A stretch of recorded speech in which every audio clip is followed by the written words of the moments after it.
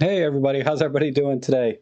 I hope everybody can hear me okay and the video and audio is not out of sync too much. A little bit's okay, but welcome to my photo editing live stream where you can submit your images and I edit them here live lately I've been using the DXO Photolab 4 Elite, which really is my preferred photo editing software now.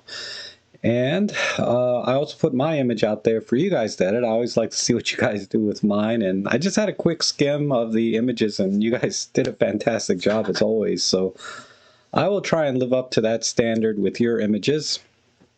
And let me check in, well, at least checking in. Hi, what is it, baby? um, let me see who's here. I'm sorry.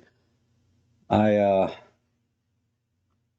I got a couple of small items for those of you that didn't come to the Monday live stream. Rick is here. Hey Rick, how are you? I just read your email about an hour ago. I'll look into that. And then DeMorkin's here. Good to see you. And Jerky, always good to see you. John Burlinson and John Follows.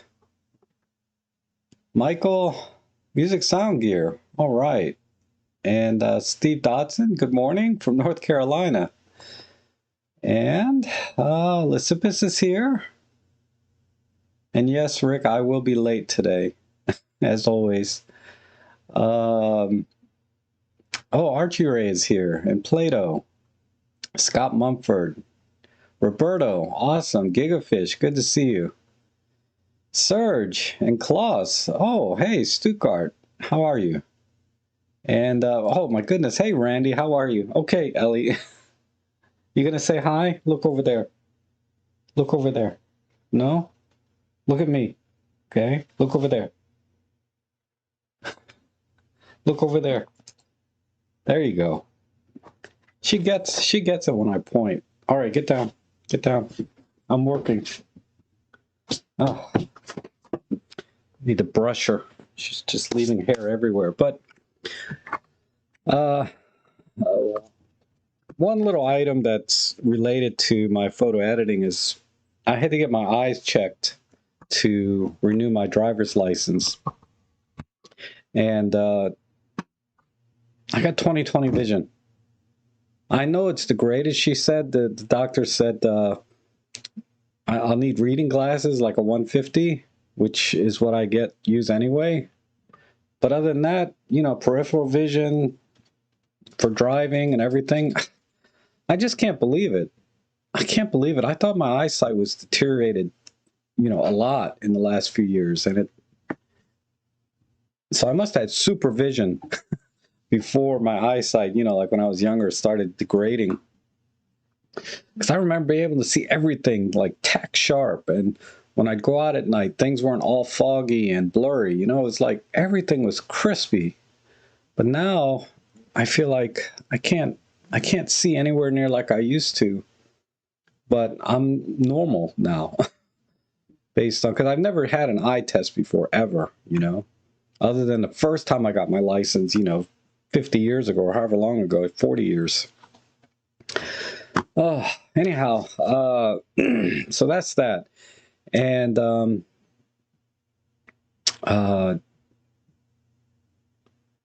that's the only thing. And then, I started using teardrops instead of Visine. The doctor said the Visine is not as good as just using regular, like, eye lubricating type drops. And I have noticed a difference. I just put them in, so I don't know if my eyes have cleared up, but I have noticed that my eyes are less red and more comfortable. I never thought my eyes felt dry until I started using these lubricants, and now I'm like, actually, this is pretty good.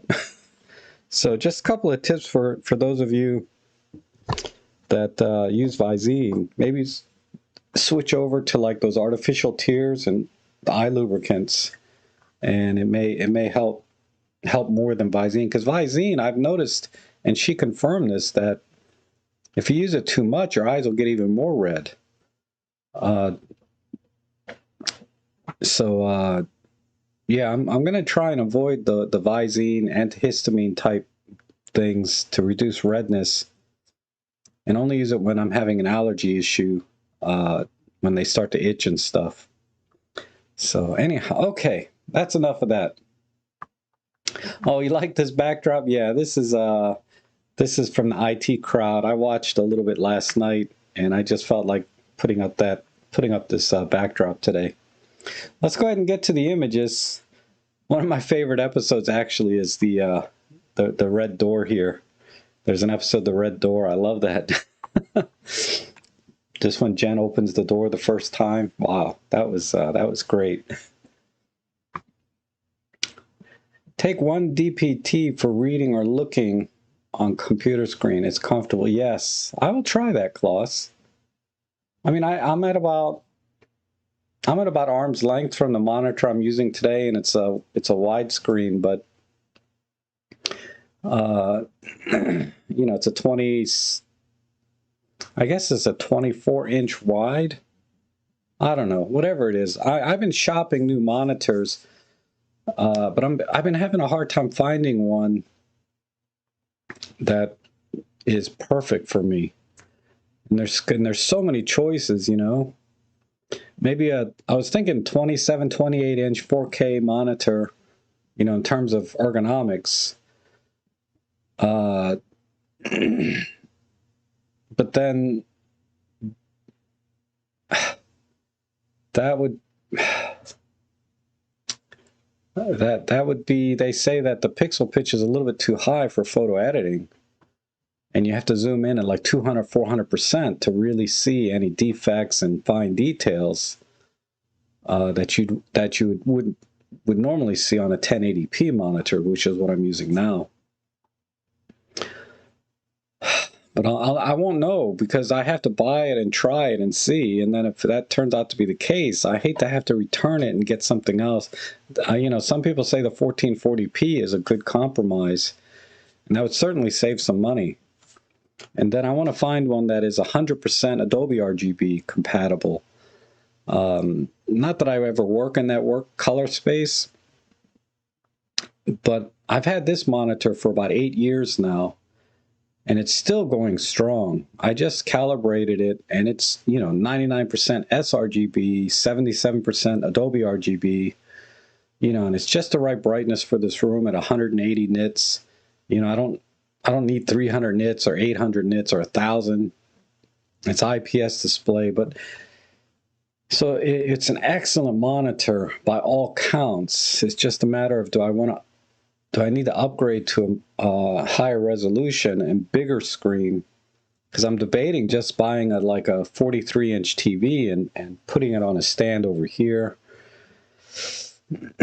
And it actually costs less to buy a TV with almost equal quality as a computer monitor, but there's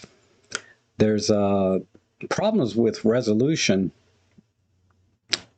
or not resolution, but with text on TV screens.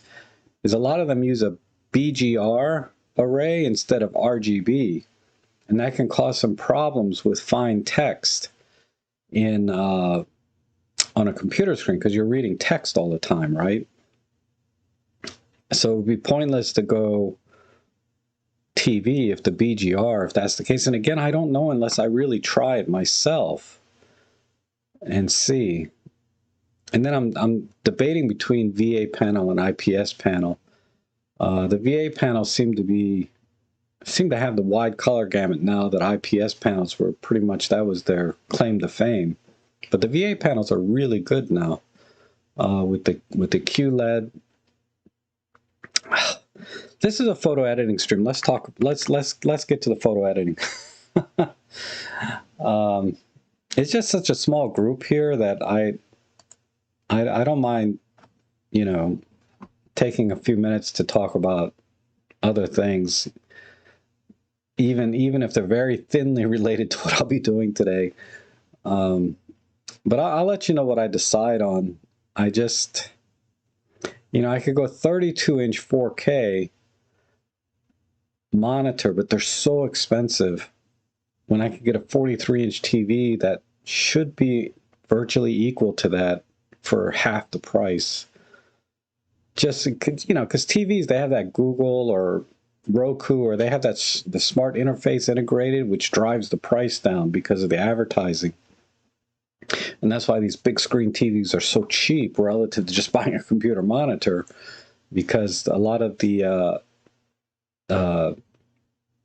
operating system of the TV is interlaced with advertising, which drives the price down.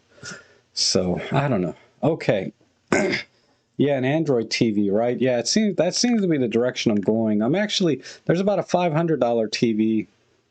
It's a 43-inch Hisense U6G, which has a 95% DCI P3 color gamut. I don't know what the Adobe RGB color gamut it is, but it's probably close to 100% if the DCI is at 95. Because there seems to be a correlation between those two color gamuts. And it has like a, I don't know, 5,000 to 1 contrast ratio. And it's bright enough at 500 or 600 nits, more than bright enough for me in this room, because I don't plan on using it as for entertainment like videos and television. I just want to use it as a monitor. Yeah, the 23-inch you would think would be large enough, Lauren. I don't know. How you doing, Lauren? I've been getting your emails. Lauren and I have been corresponding lately. Okay. How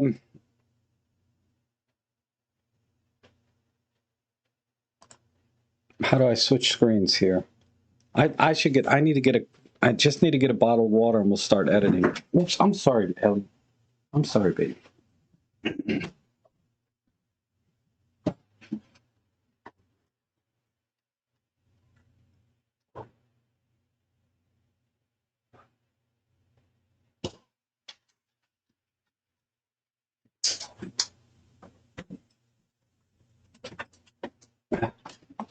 All right, we'll do a Red Bull instead.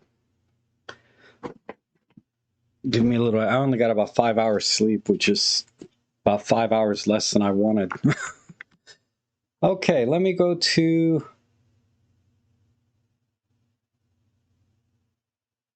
Oh, you're watching on a 55-inch, Roberto? That's cool. I haven't looked at your channel lately. Have you done any vlogs recently? I have to catch up on a lot of videos. I saw Peter did one on a Canon M50 Mark II. I have the Mark I, which I've only taken out maybe once on a photo walk, but like a lot of the cameras I have. All right, first one here. Let's see. This was from Scott Mumford. Have a little light show here. EM1 Mark II, 12 to 100 f4, awesome lens, ISO 4000, f5.6 1/60th. Okay. So it wasn't terribly dark, but oh, look at this. There's 3 people sitting in here. Then we got a reflection of some flags. Maybe this was near a marina. I don't know why I get that feeling. Or all right, let me apply my basic automatic preset that I designed and see what that does for me. That brings up a lot. Wow.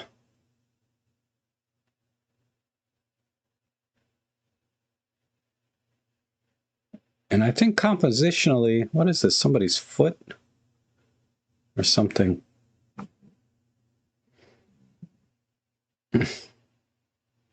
Oh, you're in lockdown. Oh, I see. Fire Dancer's having big challenges between highlights and shadows. Yeah, definitely.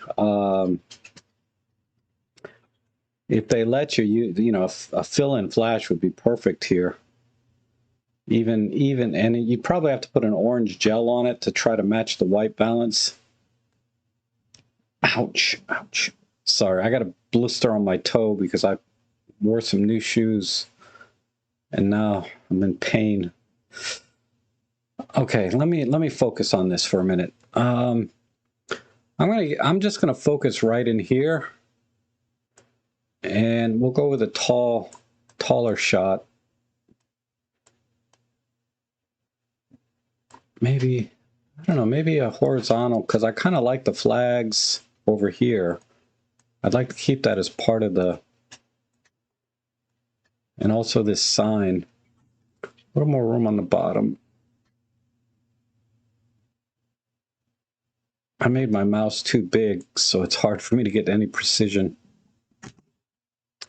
Let's go with that. It's a little off center, but I like the context of all of this in the frame. I need a little more spacing on the bottom.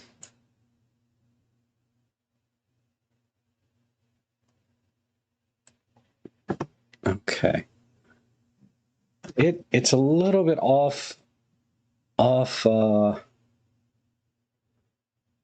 little bit off because you're standing to the right, so the angle is, I doubt this will fix it, but yeah, that's that.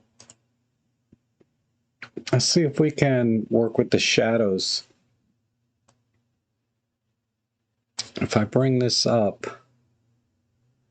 and the midtones, yeah, the horizon's a little off. I see, you know, it's hard to tell because sometimes these tents are crooked, but you know, this pole here should be straight, and this pole, because those look very structural. And then of course the steps may or may not be level.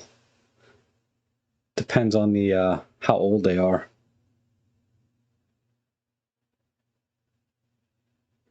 The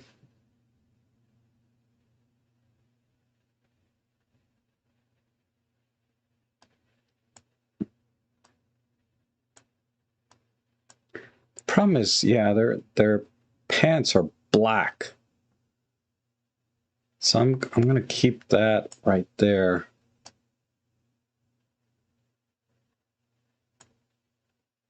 And let me fix the horizon because it's driving me nuts now. Like I'm sure it is some of you guys. There, perfect.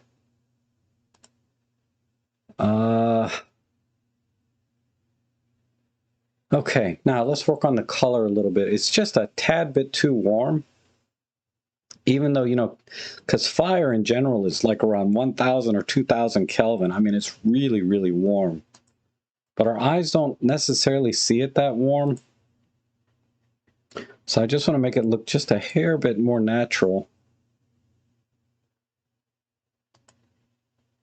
Because now everything in the background is way too cold. Let's see if we can find... Let's try right here, a little bit off the back. Yeah. Let me, what was it before? 29. Oh, it's this green tint in here. I see. Let's try this. That's not a good spot. Let's try right. These are too far away. I'll just manually do it. Let me get rid of this green tint. And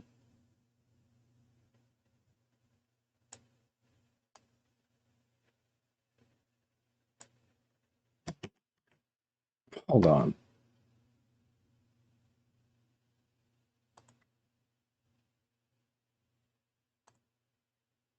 Try one more time. Let's try this spot. All right. I can work with that. We'll just go a little bit warmer right there.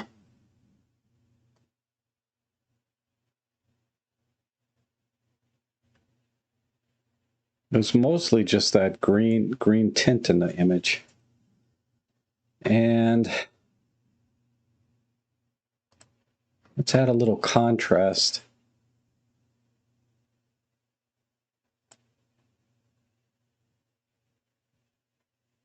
The only other thing might be, ooh, I like that, but I'm going to get rid of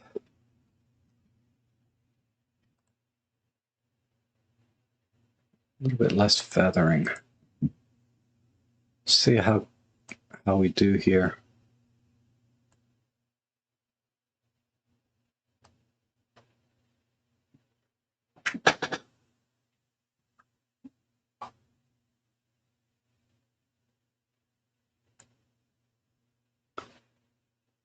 Yeah, I need stronger feathering.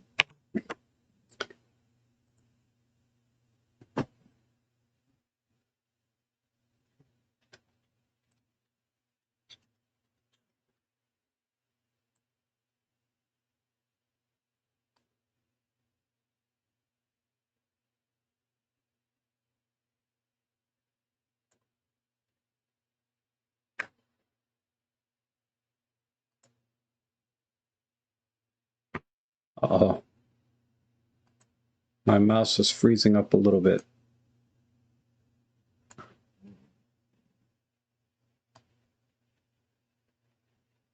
Let's go over here.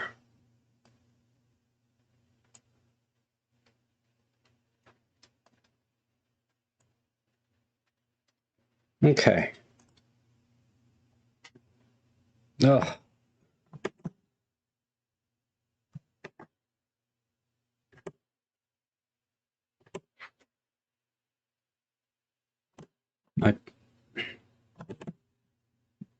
Let me try one more time. Sorry.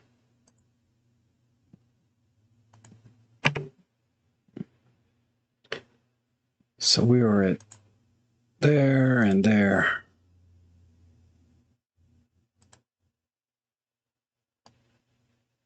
I missed this one edge.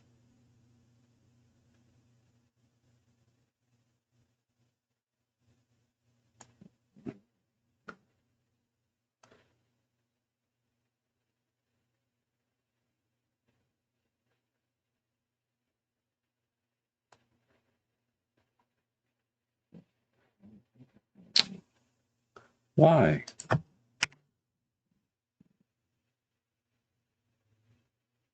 A little bit less feathering. All right, one last try and then I'll stop. This is the last item I want to fix.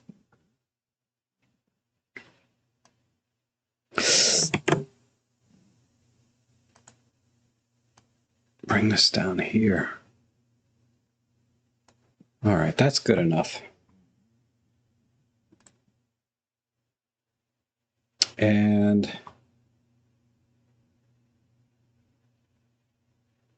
all right, we'll end it there.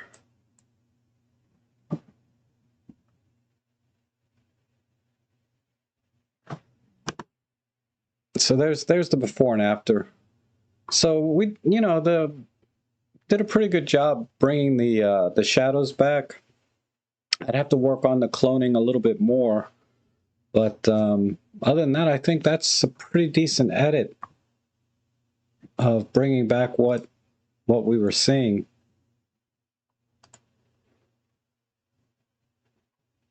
It's nice. Okay, let's go to the next one. Let's see. We have a lighthouse from Stephen Dotson. And this is a JPEG. And we used unknown OM10. Oh, this might be a film scan. Interesting. Okay. Could very well be a scan. Yeah, okay. Oh, hey, Steve, you're here. Cloning girls. Yeah, that's a great idea, right, Lauren? Yeah, this is awesome. So I'm not going to mess with the colors too much. I'm just going to deal with the tones because film is film. I like to keep the original character of the film. Let's see if we can get a little bit better perspective and do auto there. All right, let me see what that did.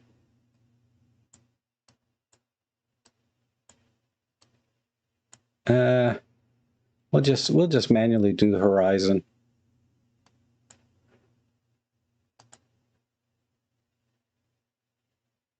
We just need it a little bit straighter.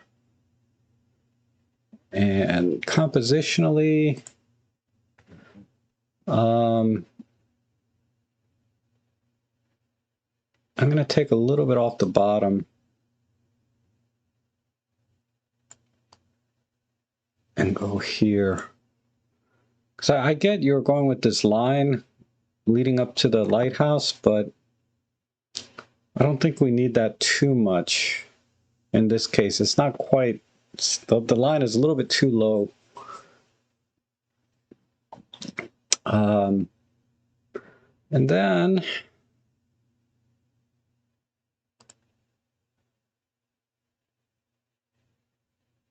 I'm not going to do any color, but we can do a little bit here. Maybe. Oh, okay. Yeah, I'm seeing it now. Let me pull back the crop a little bit more. Right there. And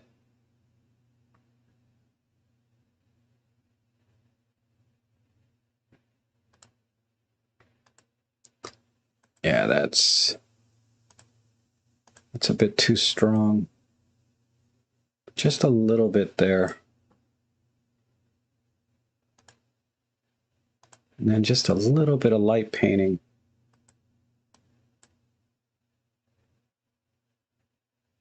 That feels about right.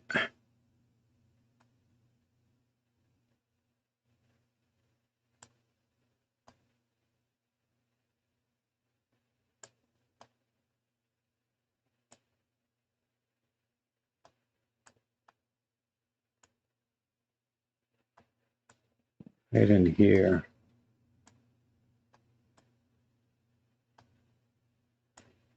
Right here, right here. All right.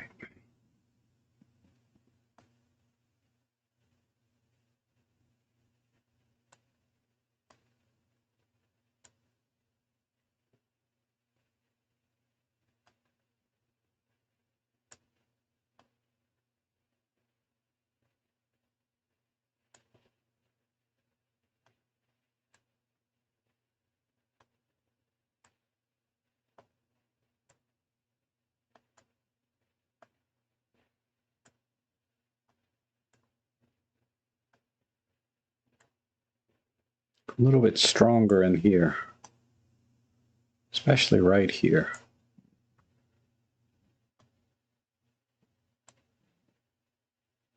And a touch here, touch more.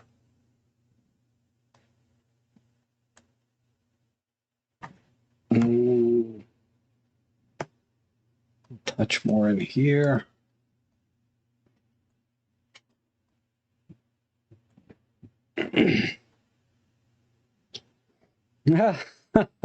Bob Ross, thanks. That's a huge compliment. I really love Bob Ross. Let's see. I need to fill my photo editing with some, like, to tell some stories while I'm editing on top of doing the editing, right? All right, I think that'll do it. And then let's exaggerate the light here. It's a bit too much, but there. All right, I think we'll leave it there. I think it's a great image as it is. And let me see the before. Before and after. A little bit of a bleed on some of my painting. Okay, we could do a little bit more here.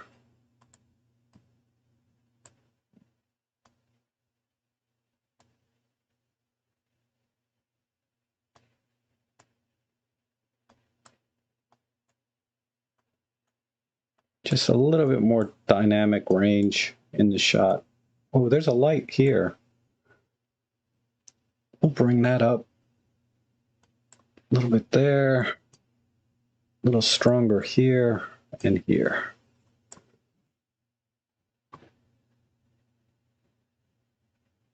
And maybe this fence line. No. A little bit less. Well, I'm already pretty low on the flow.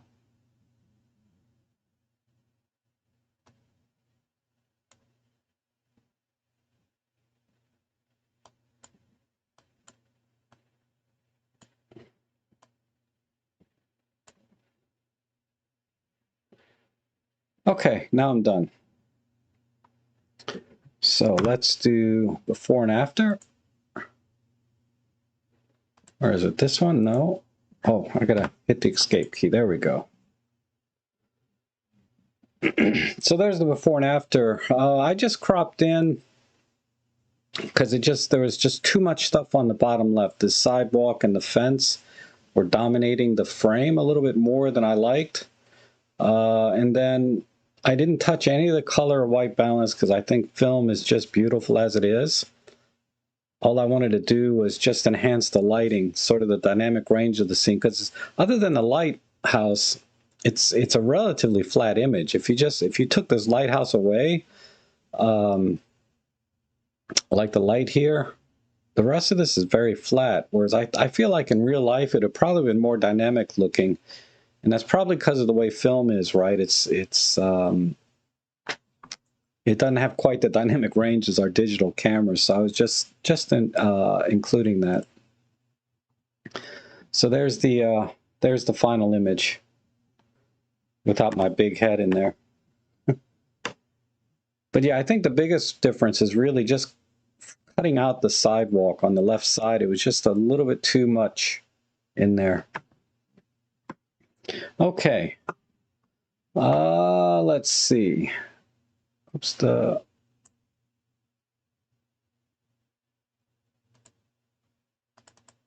see, we got one here from Lauren. Yeah. And this is the EM10 Mark II with the 45 f1.8. Awesome combination. ISO 200, 1/320th. Always good settings as usual. Whether the camera picked them or you picked them, Lauren. Nice straight lines. Really good, Lauren. You'd make a fantastic architectural photographer. This is a great perspective. We have the flag sort of front and center, but near the top. This bicycle is, to me, the most interesting thing. So I'm going to bring some attention to that. I think editing-wise, it doesn't need much. I would just recompose it. Maybe this way. Because we don't need to see the whole flag.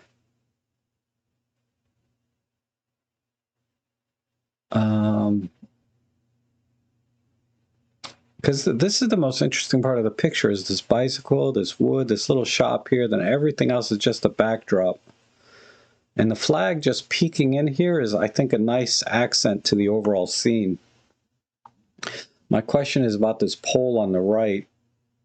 Is maybe I need to change to a 4x5. Oh, it's already 4x5.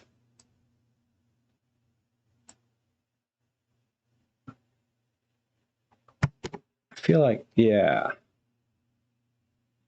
I don't want to crop in more than that, so I'll just get rid of this.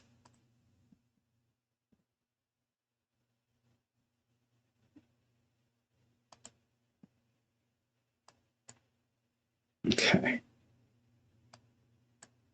Oh, that's not going to work. I have to crop it. I hate to do that because it was framed almost perfectly. That feels a hair too tight to me. But I like this composition a little better. Maybe even square would be. Let me try square.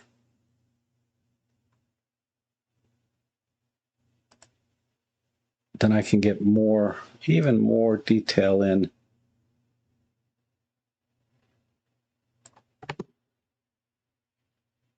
No, I don't like this 1 star. So we'll go back to my original 4x5. Let's call it there. Processing wise, it's already really nice. Straight out of camera, I assume.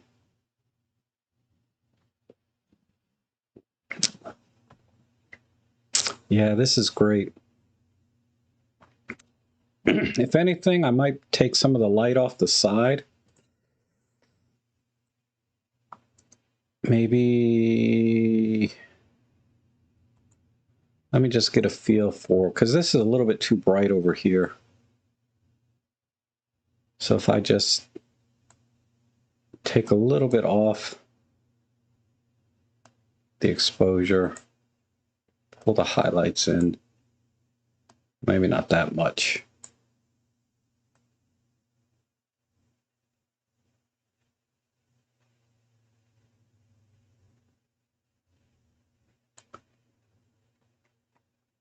And then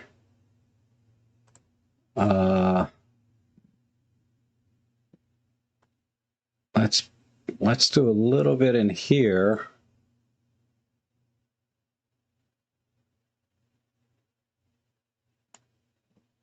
But on this side, I want to just warm it up a little bit. That's the wrong way.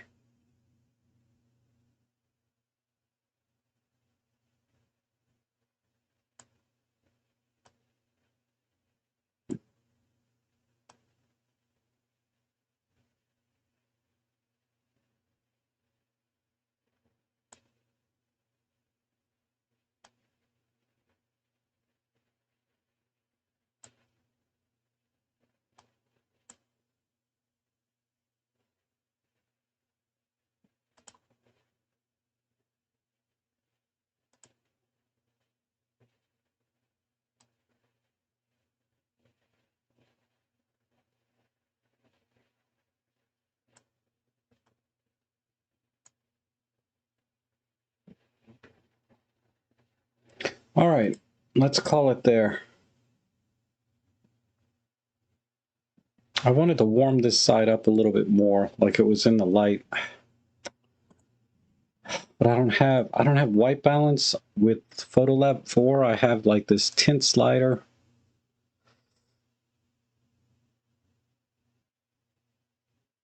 Maybe I don't know how to use it, but I'm not getting the kind of warmth I really wanted.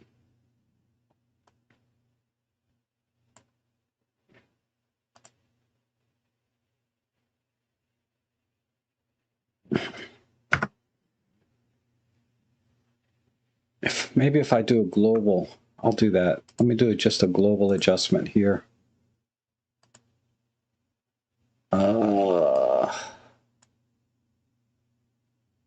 Yeah. And then we'll just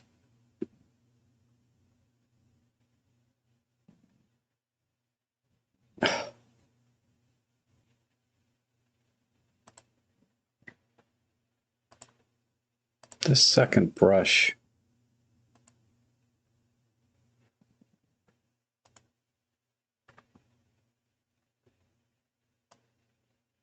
It's green. Right about there, maybe. Okay. Let's take a look.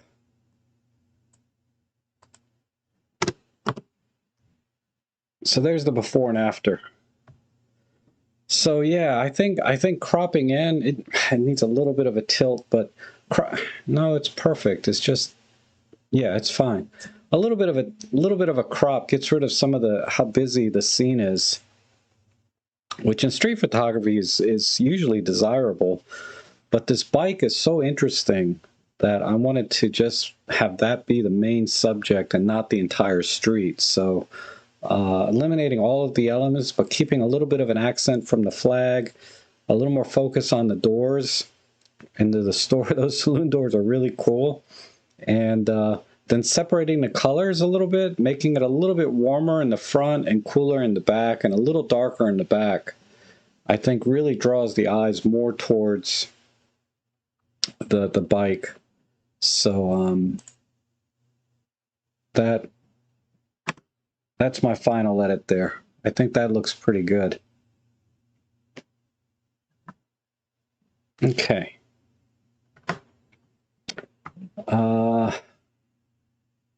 Oh, hey Jonas, how are you?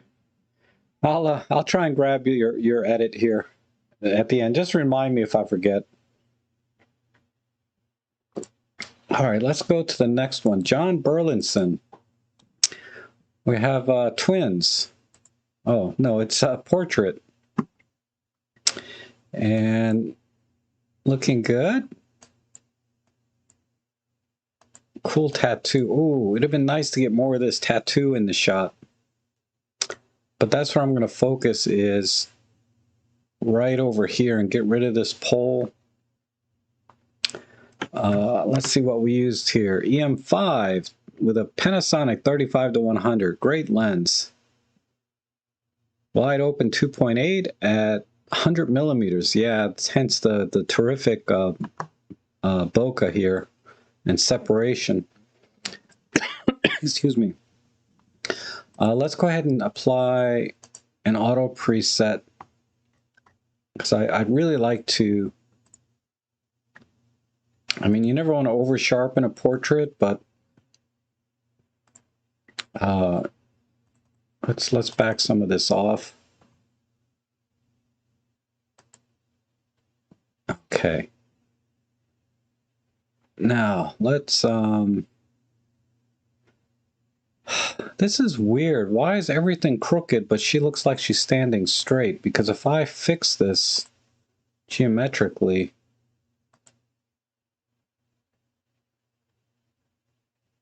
now let's just do,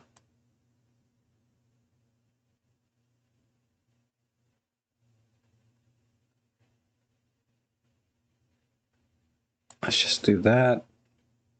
And I'll work on the skin tones. I just wanted to get the geometry and the composition. So I want to include this tattoo if I can. And I like the rim lighting here. I just don't like that sign.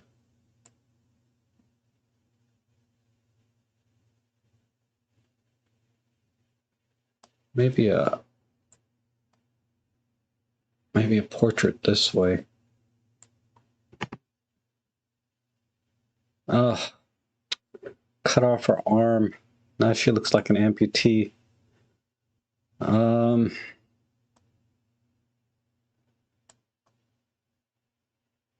That tattoo may have to go, even though that's the most distinguishing part.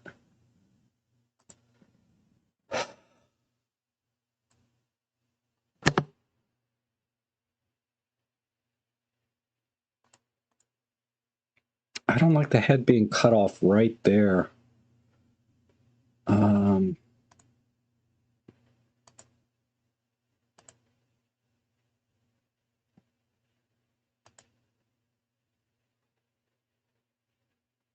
If I do a square, does that give me any more?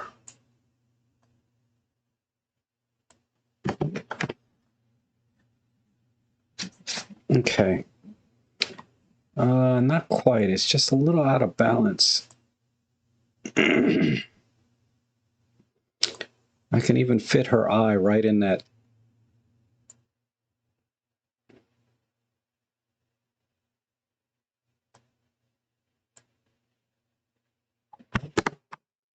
Lauren says face only.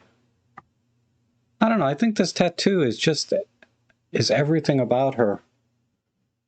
I don't want to do a full-on portrait.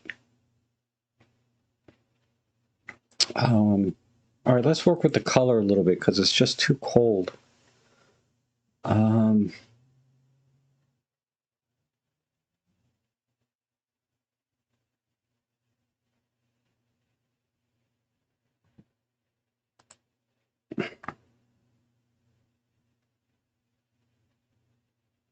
Oh, these black and whites are gorgeous. But anyway.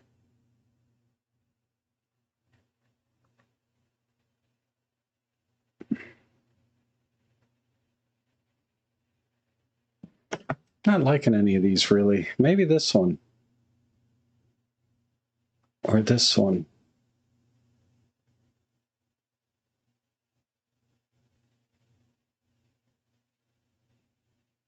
I like this group right here.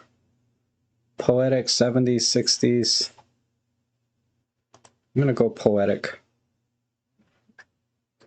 Now let's fix the lighting a little bit.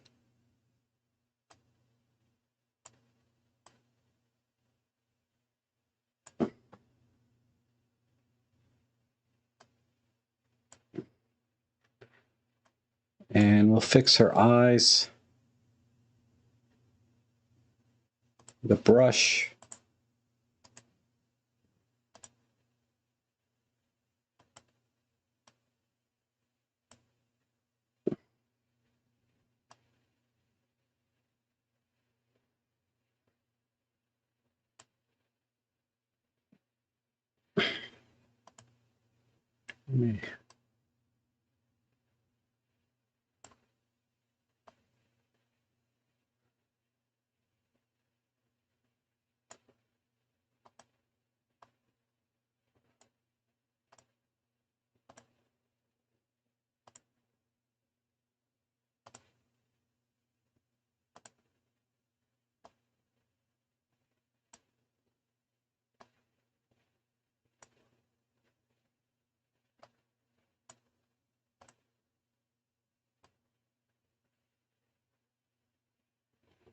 I don't want them to glow. I just need them to stand out a little bit.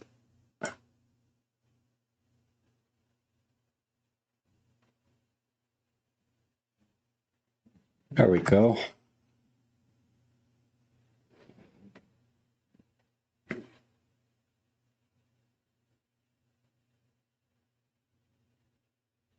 Maybe a tad brighter. Nope, that's too much.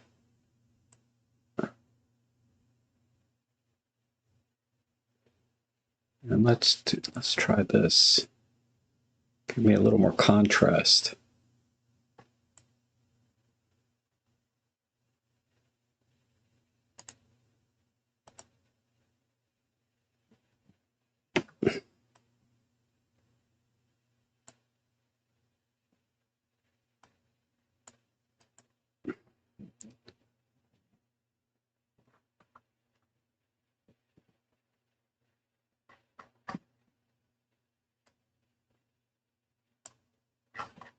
This one eye's a bit too bright.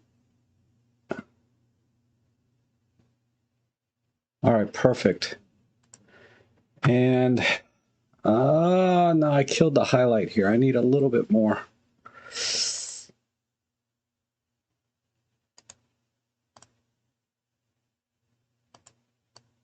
Smaller brush, less feathering. This needs to be...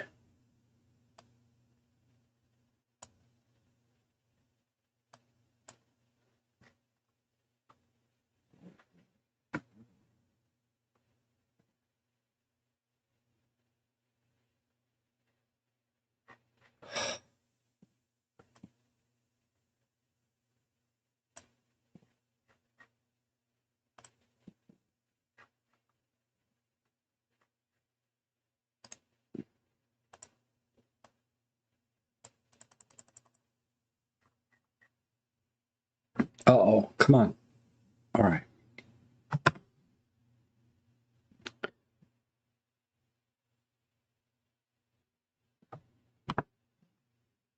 So how are we doing? Oh, my computer is getting glitchy here.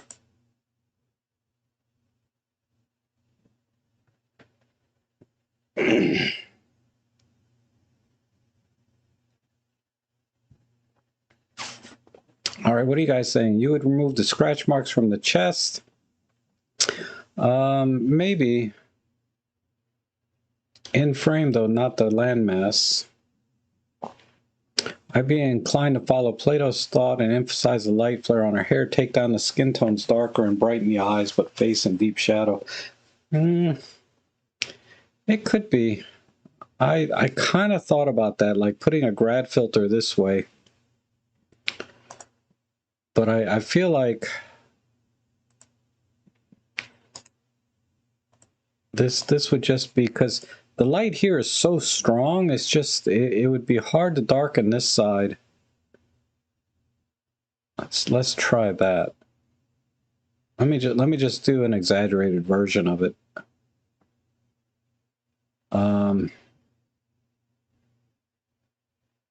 I'd have to use a brush, but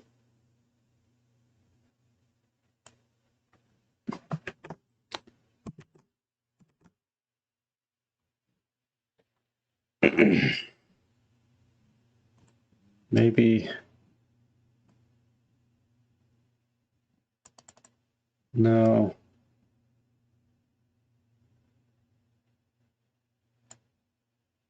That kind of works.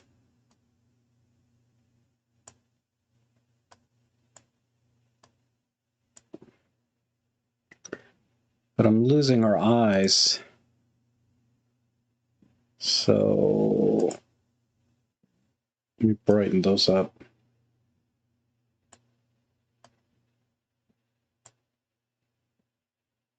It's too much.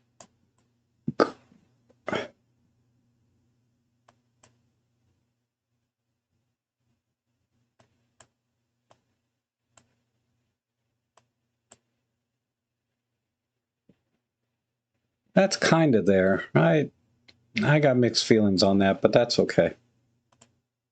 I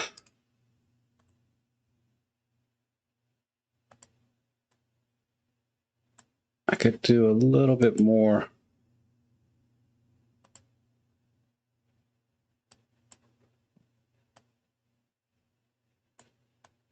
on the shoulder.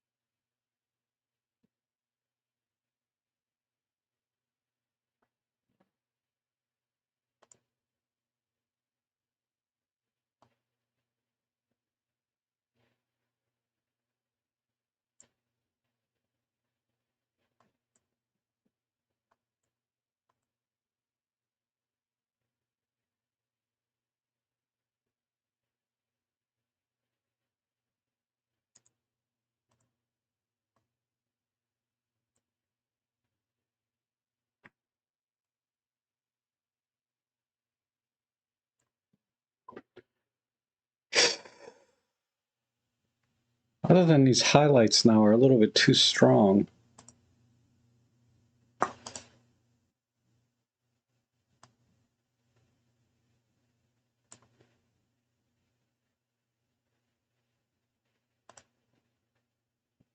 Oh, come on.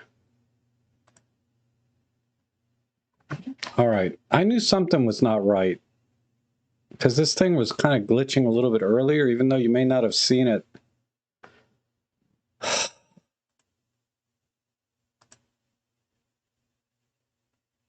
Let me just shut it down and reopen it. What is this crap here? This is going in the background.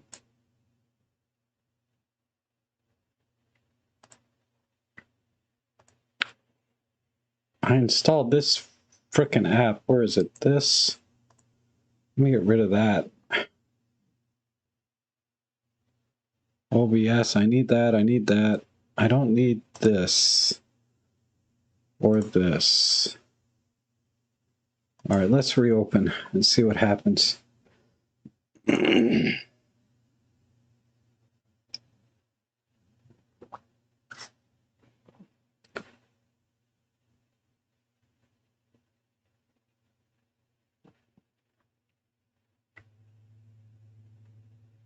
right, did it save all my settings? I think it did.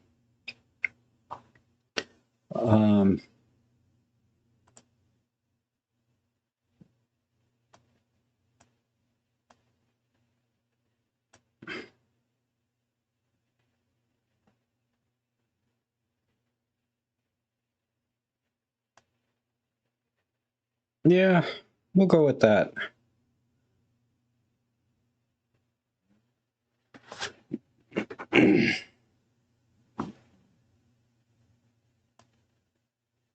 A slight pull. Let's do that. I'm going to call it there. So there's the before and after. So, you know, I get the shampoo thing. And the scratch marks, yeah, are a little distracting, but it's I think it's part of the story in the image about this person. You know, it's real. Because trust me, I got scratch marks all over from the freaking mosquitoes lately. Uh, so I can relate. I can relate to scratch marks and things. And I brought the tattoo out. I definitely kept that in. I wish it was a little more dominant in the frame. And then just some very, very minor light painting. And then, of course, getting rid of this pole distraction and this corner here and just keeping it a nice clean, or as clean as I can, the background. Because the background, even though it's blurred out, it's still a little distracting in terms of light. So this cleans it up quite a bit. Maybe she has a mean cat. All right. But yeah, I think that looks great. You know, and just bring out the eyes just a little bit, just so that they're not dead. And you know, the poetic filter adds a little bit of grain to the image, so it softens up some of the you know, imperfections in the skin and things like that. All right, and then just a little light painting to bring out her shape, you know, here and on her shoulders. All right.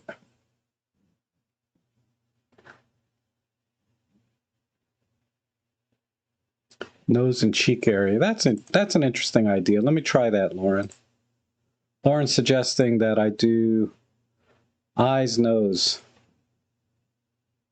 I mean, since the editing's done, of course, there's not going to be much detail left.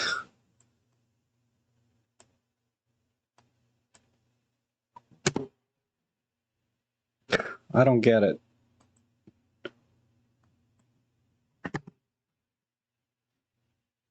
I don't know. All right, let's go to the next one here. Other side. All right, I'm going to give Lauren one more chance at this.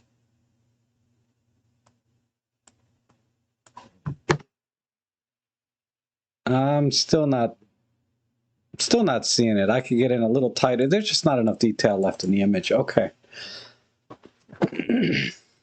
But I forget whose picture that was. Give Lauren's thought some, you know, give Lauren's idea some thought. I bet this is Randy. He's always taking these, like, out of nowhere pictures. Who is this? Yeah, Nikon DF. I'm pretty sure this is Randy. Where's the file name? Yeah, right along with Randy. That's right. Okay. Nikon DF with the 50 f1.4. Awesome. ISO 100 f8. Man, I think I've seen this place before. Well, maybe not.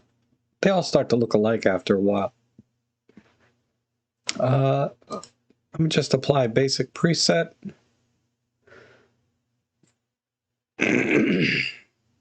I've been catfished by Lawrence. I don't know what that means.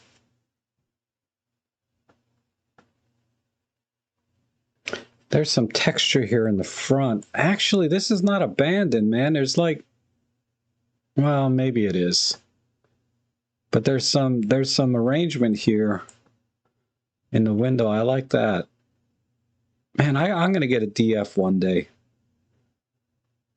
I mean, not that the images are, you know, it's not the image quality, which is great, of course. It's really just the form factor. I just like that sort of nostalgic feel. I like the textures in the woods and things. All right, let me explore a couple of black and whites and see where we're at.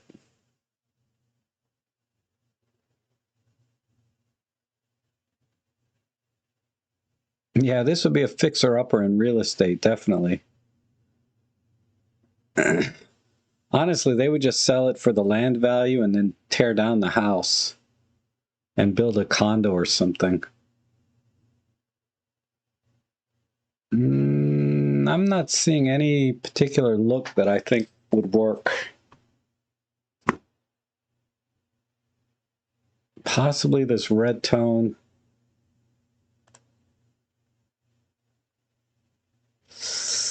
I'm not sure.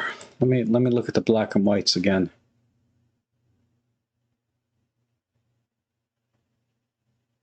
Or the sepias.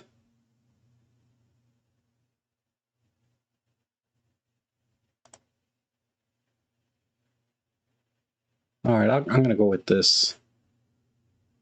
But compositionally, it's just a little bit too tight.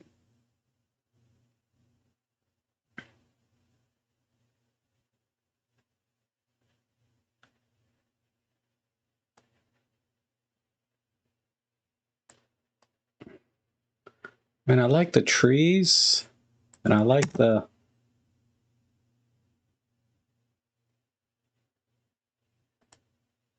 tree, but it's this side is framing. Let me just look at a couple. There's a nice tree right back here, which I kind of like this look. And then there's the one right in front. It's not a tree, it's a bush.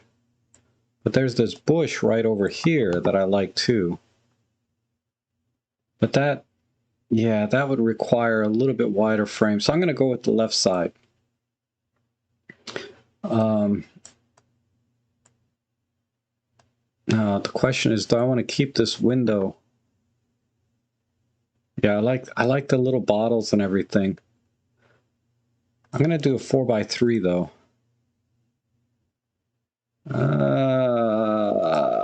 Did I lose something? The 4x3 is a bit too...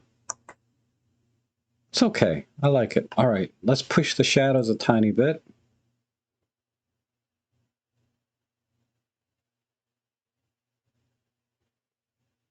Are they asking 1,900 now? Everything's going up in price because I've seen that thing for 1,400 not that long ago. And everything's going up in price. It's just disgusting. Let me just bring up, I want to bring up the front, push the blacks a little bit more. Maybe the shadows and then pull the blacks. Let me see. Not quite. It was better to push the blacks a little bit.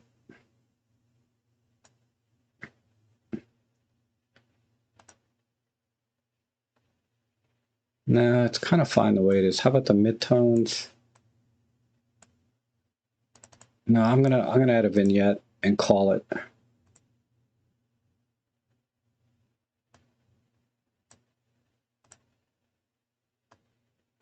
But I'll push in the midtones.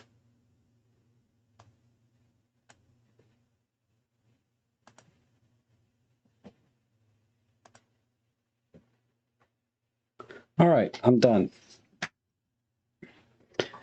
It's a little bit heavy on the right, and now I got this tree on the right. But I like this composition, right? I think the original 3x2 was fine.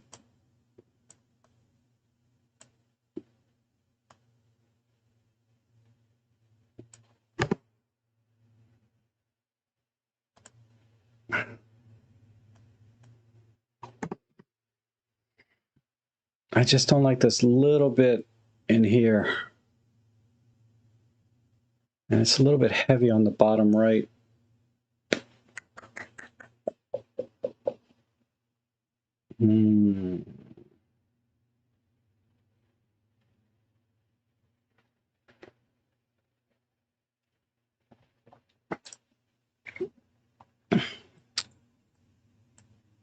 Let me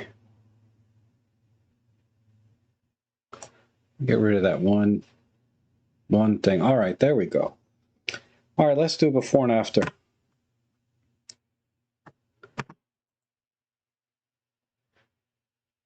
So yeah, this is framed too tight for this house. There's just no breathing room around it. So rather than feeling cramped, I decided to just crop into what was kind of interesting. And I thought these little bottles in the window were really interesting. So I definitely wanted to keep these bottles in the image. And then I like this tree. For whatever reason, I love trees. And then, of course, the disrepair of the house and the siding and everything, I think captures everything we need to know about this house. Everything on the right side doesn't add anything. It's just, you know, if we look at the right side, there might be another picture separately on the right side, but the left side I think works best. So that's my final edit. All right. Ooh, this is nice.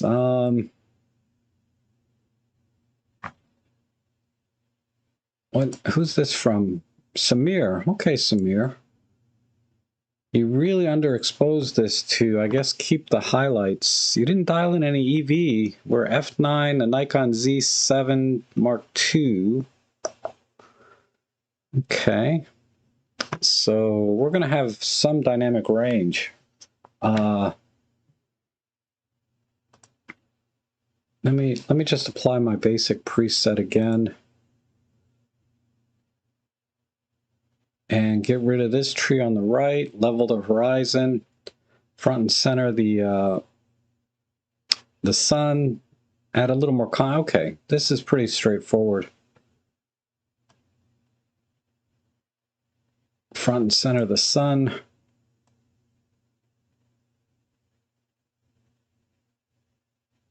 Straighten this a little bit. And a little more foreground if I can. And I like this shadow going here. I got a little bit of a shadow going to the right. A little bit more tilt.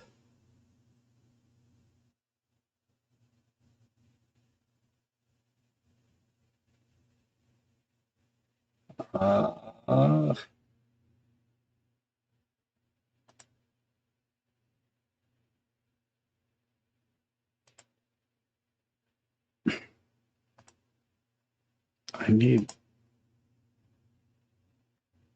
just a little bit tilt up. Okay. The trees over here are a little bit too fine. There's a tree here.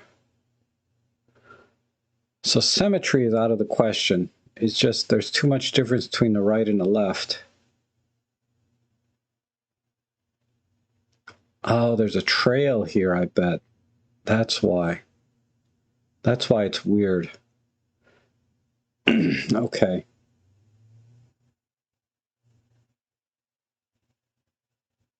All right, so we need to get out of the trail.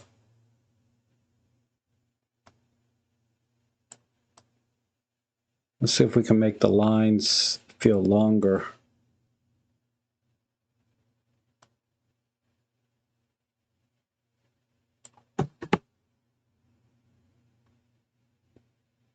Yeah, that feels better to me. Okay, I gotta fix that right side a little bit.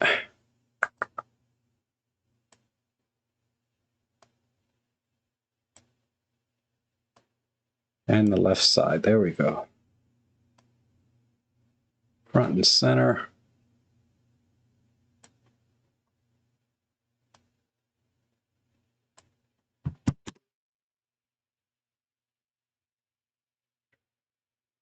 Okay, let's do some contrast.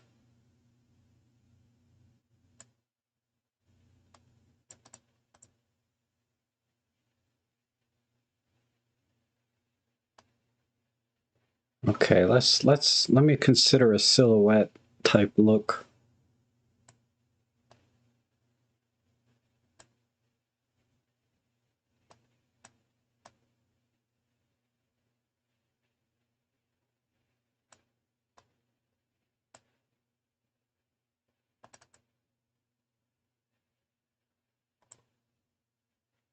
I may not stay with the silhouette, but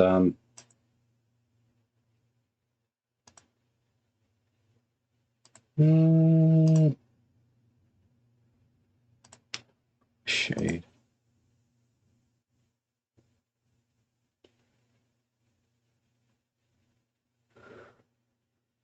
Okay, the colors here are just not quite right.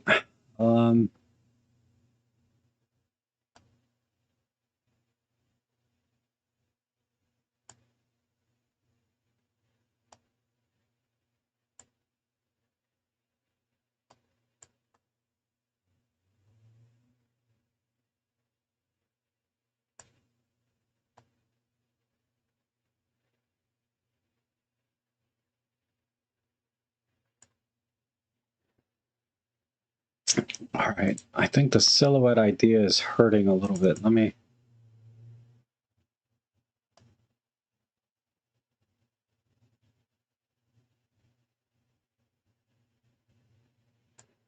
I'm just trying to see where the details... All right, we're not going to get much detail. So I'm going to back off the silhouette just a tiny bit, increase the hard contrast or global contrast this way, pull these magentas back again.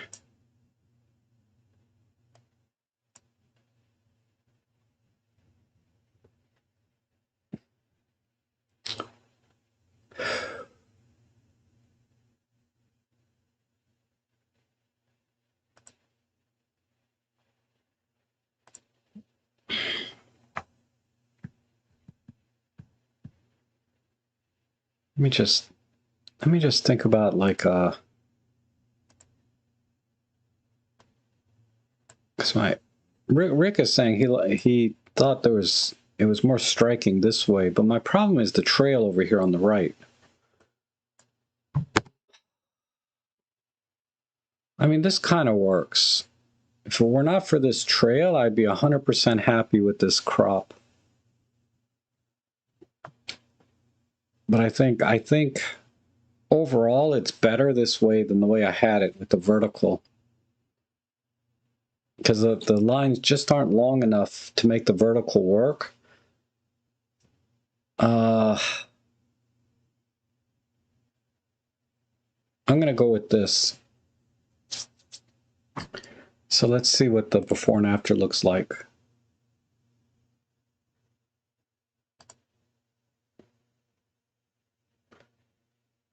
All right, so there's the before and after. Basically, it's just bringing up the shadows and cropping in a bit, right? And a little bit of contrast and level. Other than that, I think, as it is, you captured a great scene here.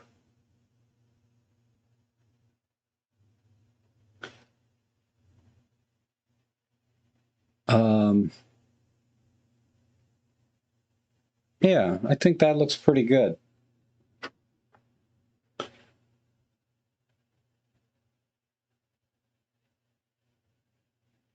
I just got thrown off a little bit about this trail and the way the trees are so tightly packed on the right side, but then over here, they're a little bit more spread out. And that's because this trail cuts through the path, and they had to cut trees down to make that work, right? Okay, beautiful shot, though.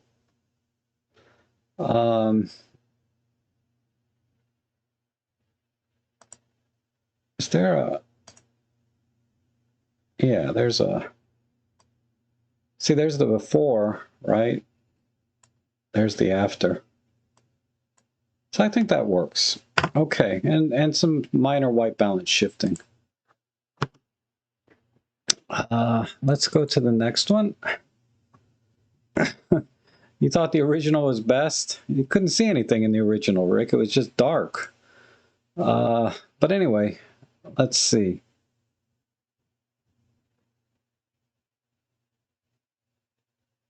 There's two bugs in here. There's a fly and a bee. And the fly is just chilling. Okay. And what do we use here?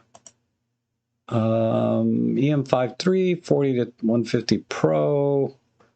All looks good. Okay.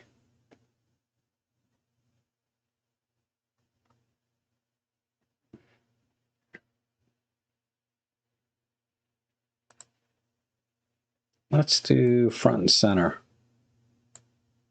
and a square.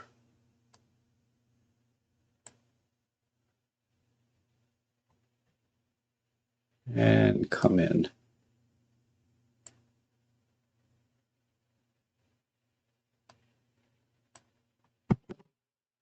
I mean, this lens is sharp enough that we can get away with this kind of stuff, right? Oh, I lost my crop. Let's just crop right in here. I don't know. Let me think about the aspect ratio last. And we need to...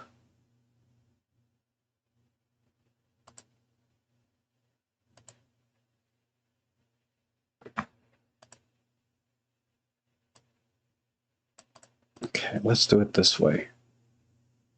Let's darken this.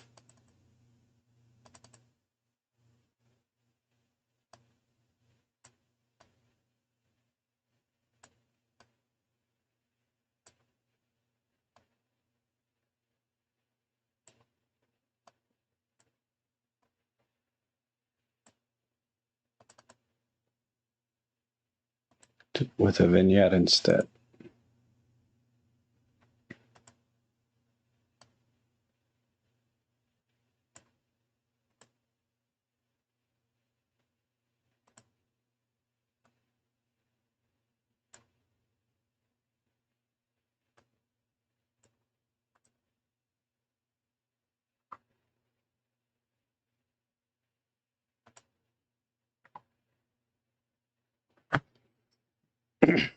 Oh, okay, Rick. We'll see you later. Have a great weekend.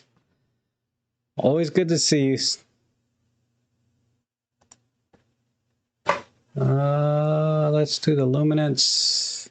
Oh, that's jacking up the flower. Never mind. We'll have to do it with a brush.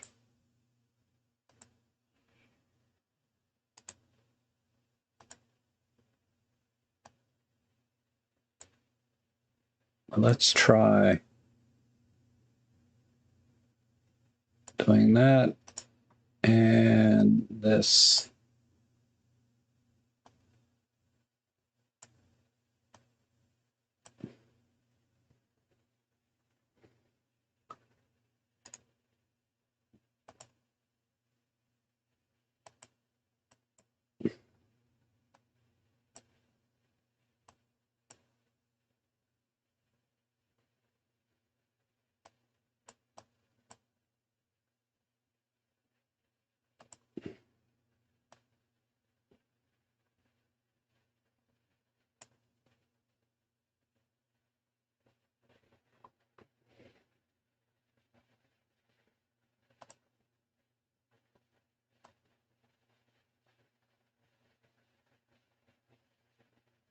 A little bit more light on the B. Okay.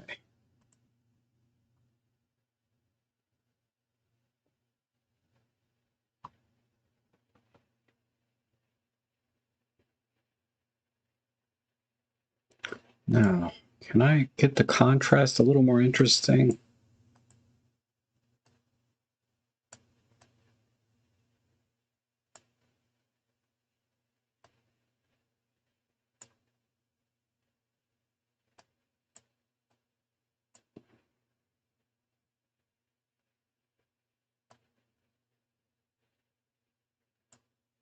Okay.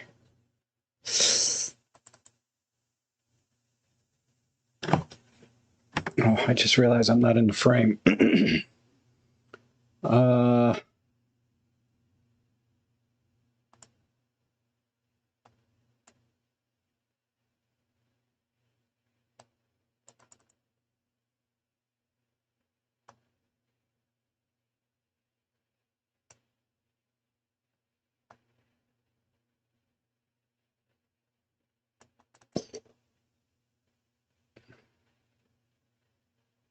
Okay.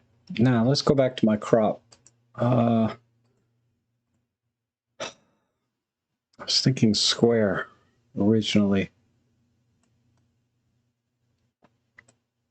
And the debate is, do we really need to see the whole flower? Or can we just kind of do something like this.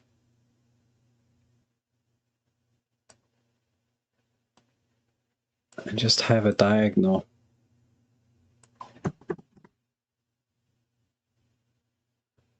I need, since I can't fill it quite right, let's do that. And let's tilt it this way and come in this way.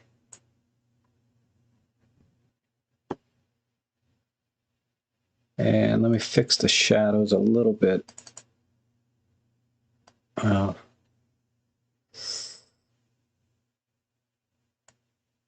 Oh, it's the vignette. The vignette got closed in on it. There we go.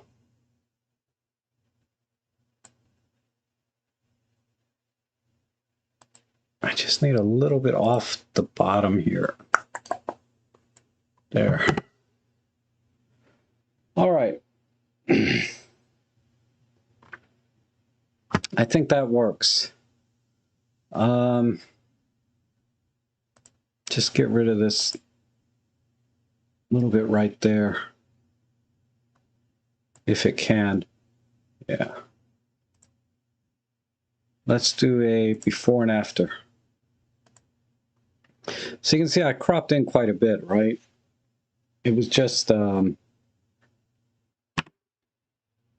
just won't even fit. I can't even get the old image to even fit into the frame. It was so big. But I think that works. And that's the beauty of this 40 to 150 is you can crop in really tight and still get very, very good detail out of it. And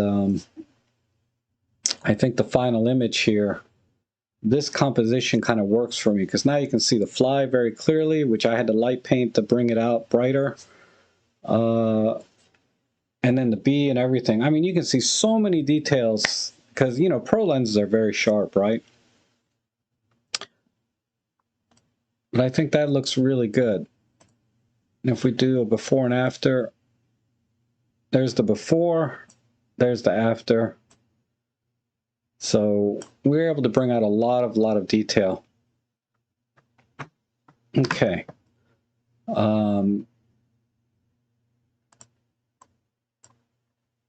Yeah, there's the before, there's the after. I think that works. Simplifies the scene quite a bit. All right. Oh, beautiful landscape. I like this house. And then there's a swan down here. So this needs to be 16 by 9. This is from, oh, Jerky. Okay. And we used what? EM1 Mark II with a 75 to 300. ISO 200. Yep, perfect settings. Nice little fog, so we'll try and keep that in. We may even have to go black and white with maybe a splash of red, though. Let me apply my basic preset, which I'm going to have to really adjust. Definitely need to take this off. And can we auto horizon this? Probably not. Oh, it did work. Wow. All right. And that's going to jack it up even more, but we still need a little bit more. I think right there. And then 16 by 9. And just pull in the elements that matter here. The duck is a little bit too, not the duck, I'm sorry, the swan.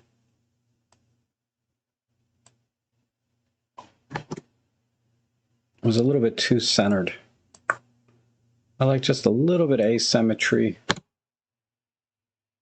All right, now let's work with some of the tones.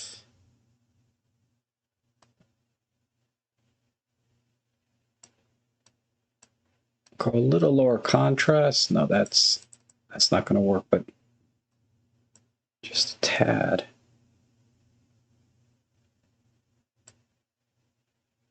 Just a tad. And then let's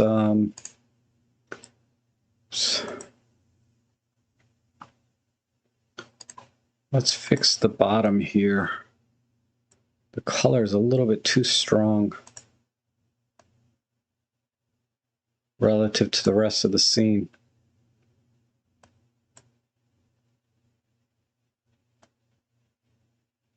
So we'll do that.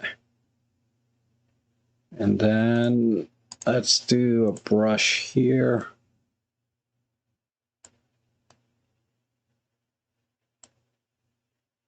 And bring this up a little bit.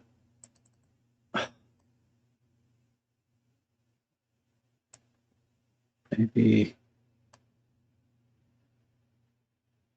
no, this needs something. Give me a second. Right there.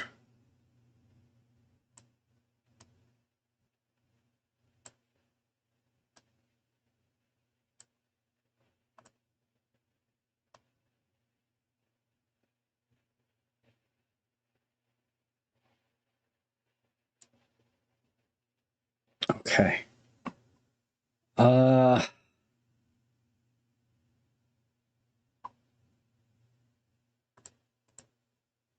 We really need some more color adjustments. I'm not sure where to put them.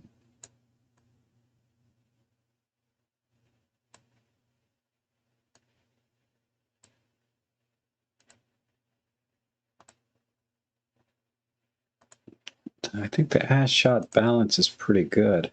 A little softer, maybe.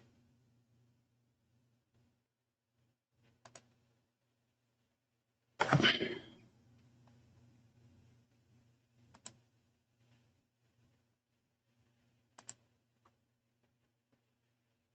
little bit more tilt.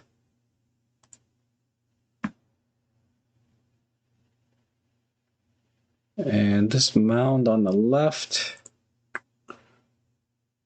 I hate to bring this in, but it needs to be in a little bit.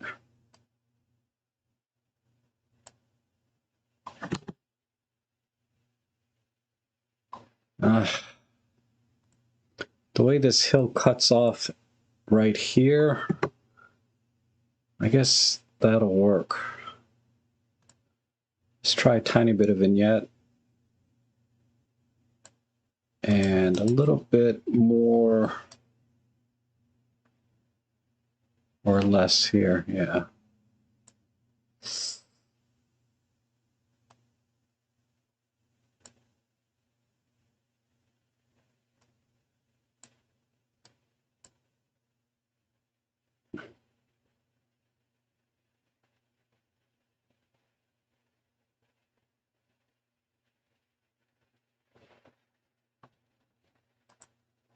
Now, question is,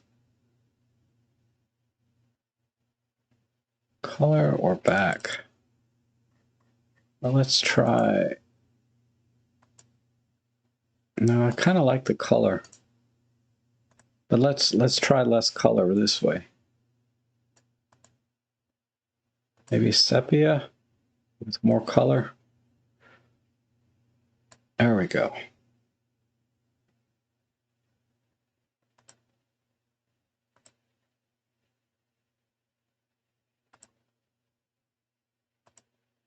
And this needs to be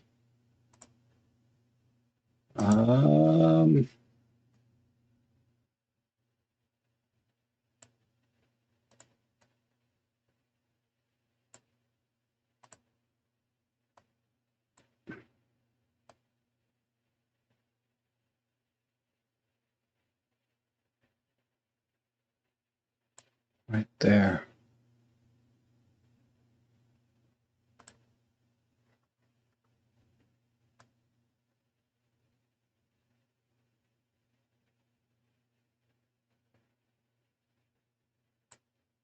Sepia.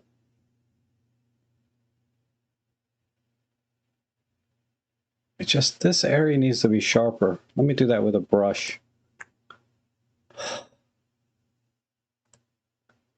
Right here.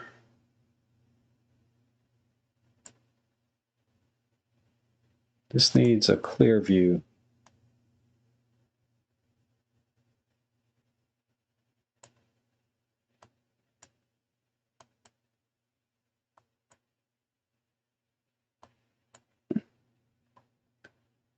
Yeah. Whoops, wrong.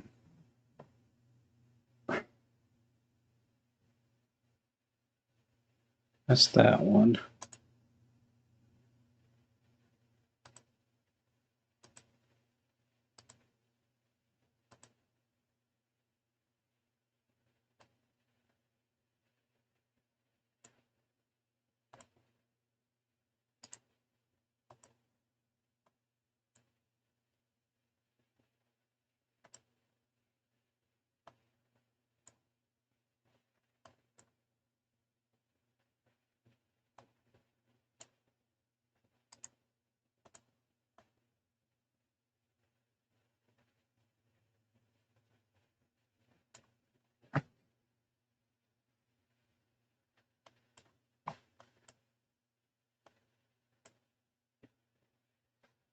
Okay, I'm done. Maybe a little bit more in the blacks here.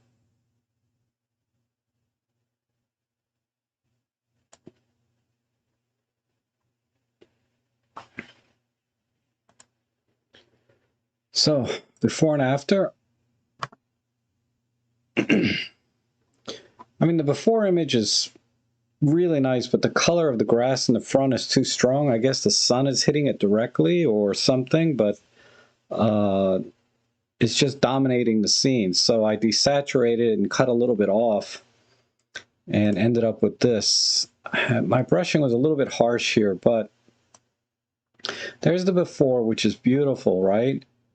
And then there's the after. Just muted everything a little bit and tried to separate the fog from the swan. And I wanted the water to be really, really black, but not so black. I guess a dark gray. And I think this kind of works right here. Something in that direction anyway. No grass at all. Oh, that's interesting, but then it would be a really wide crop to keep everything in. But that's an interesting idea. Let me just give that, a go. If we did a 16 by 10,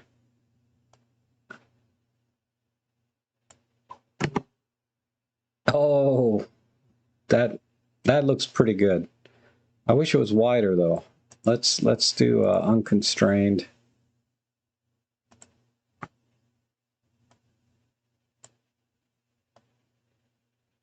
Something wider would be good. Yeah, whoops, too wide.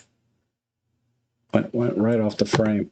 I mean, that looks really good too. If you want to go super wide and cut out all of the grass, because the grass doesn't really add anything to the frame, I think this looks really good. So that was a good call by Lauren, again, as usual. You guys are all doing really good. You guys are all really good editors yourselves. I've seen all your work, most of you anyway. All right, nice shot, Jerky. Yeah, it's fog from the sea, of course, right? Okay, beautiful sunset here. Let's see, who is this? This was from Hugh. And Hugh was using a EM1 Mark III, 12-40 Pro, ISO 200, all excellent settings.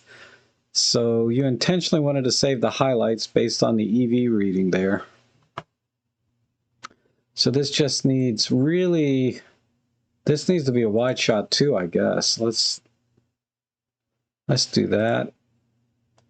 And just come in, capture most of the reflection. We don't need so much sky. I like the rocks though.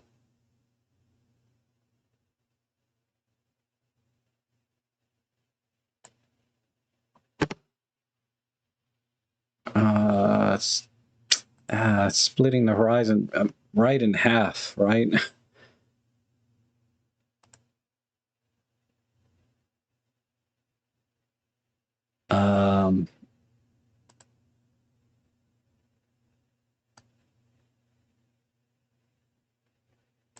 What if we do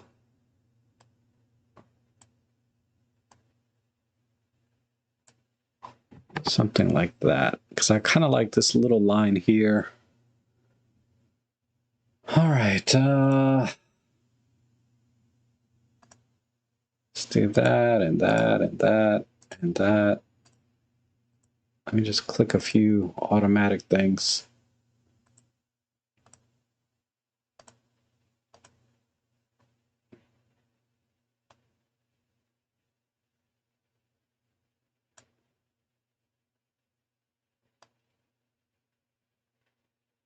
And then we just need to warm it up.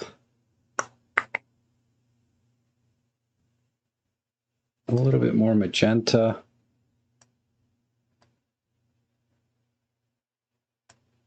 There. And fix the horizon. Sometimes AI just has no idea what it's doing.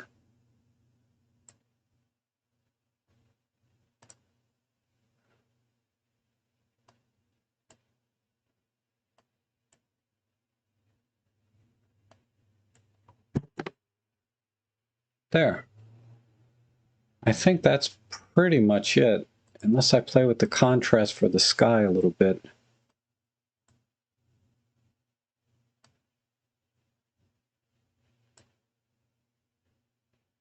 Maybe a bit much.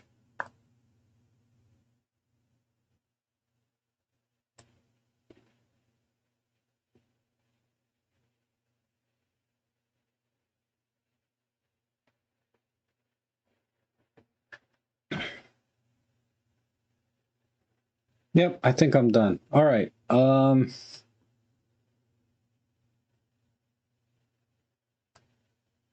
There's the before. There's the after. And then side by side. So really, it's just cropping wide and then giving the image some more contrast, right? And a little bit brighter. So I think that, let that render out. I think that looks pretty good. Nice wide crop. Beautiful scene. Okay. Let's go to the next one. And this one's from Ian. I don't know if Ian's here. I did get your email, Ian. Now, I'll send that information. I set up everything, and I'll send the information to you if you're here. If not, I'll email you soon, though. I appreciate you taking time to write me about that. Let's see. So we have a cityscape. What is... Oh, this is a sidewalk. Some lady pointing at the UFO, I guess. I don't know. Yeah, we got to get rid of all this foreground. Oh, hey, Des, how are you? I sent you feedback on your picture this morning on Instagram because you were asking me what I liked about it, and I liked the picture, right? But it was what really intrigued me about it was just, I don't know how you got that shot. You know, like, I'm really good at figuring, because, you know, I do this photo editing all the time, so I have a pretty good feel for lenses and focal length and aperture and everything you would do to get a shot, you know, like that. Anyway, let me let me get into this. But yeah, just let me know in the comments, not here or in Instagram, what lens and what you did with that, if I was even close. Because I don't even know if I was close. I was just guessing.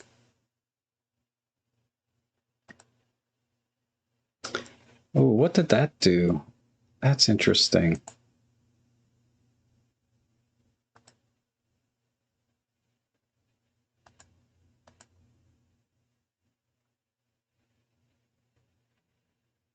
All right. Now let's get in nice and tight. And just focus on this lady.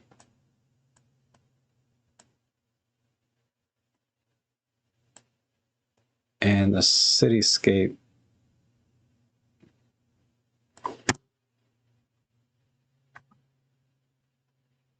Okay, so I think it's okay. She's very small in the frame, which is okay.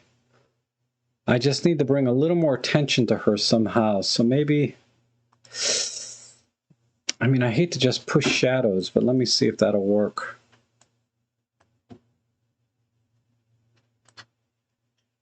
I can, but then it looks a little unnatural. Let's get a little warmer.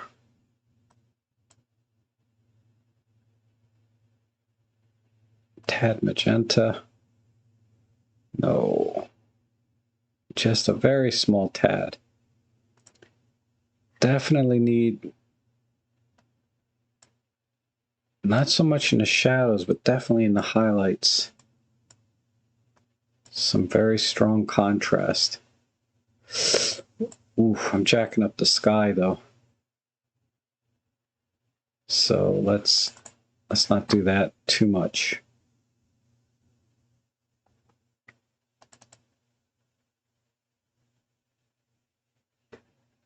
And we're almost there.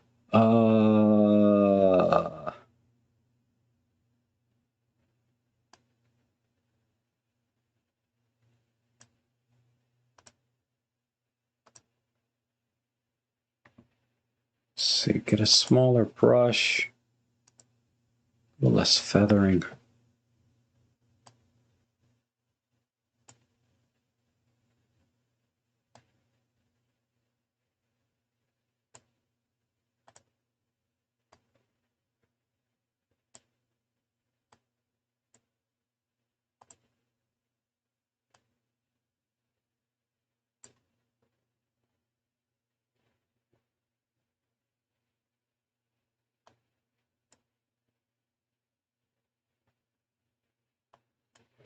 A bigger brush and more feathering here.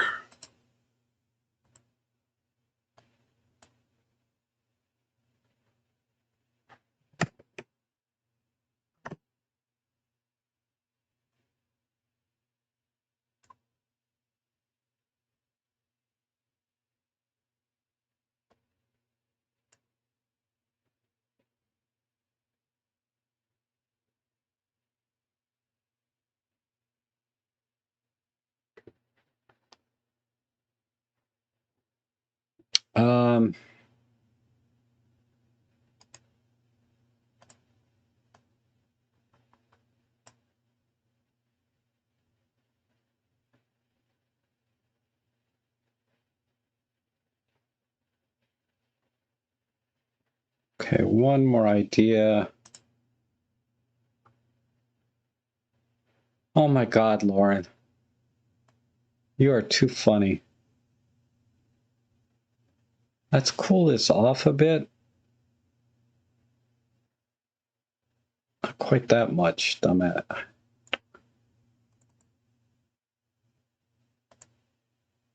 It's already pretty cool. It's just, I got this purple haze in here.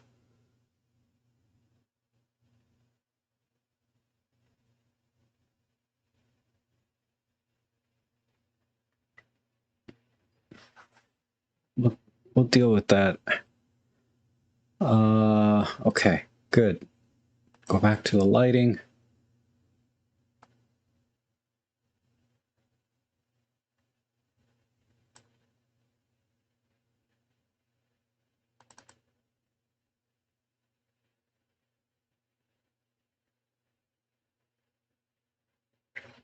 This needs something with the color.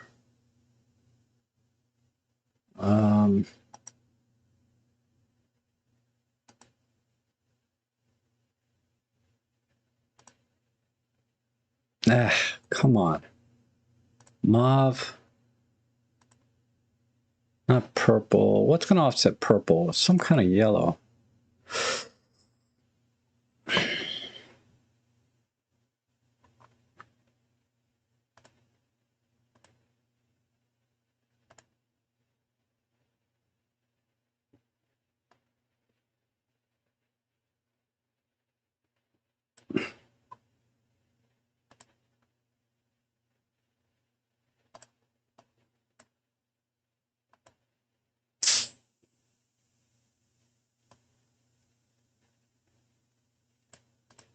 Let me try orange again. Yeah.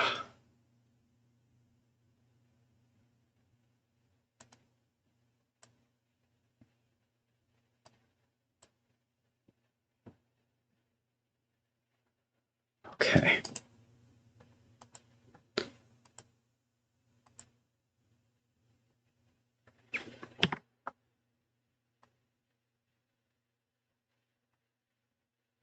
I kind of overdid it there.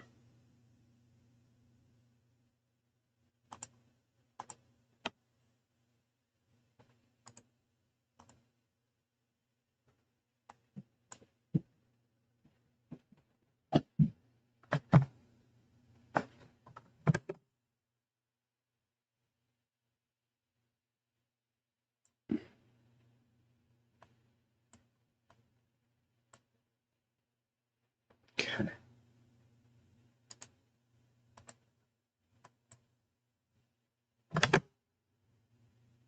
Why?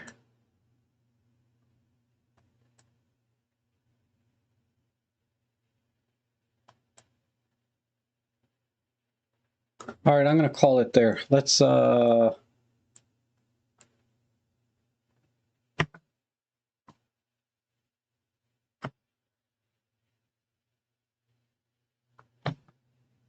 see.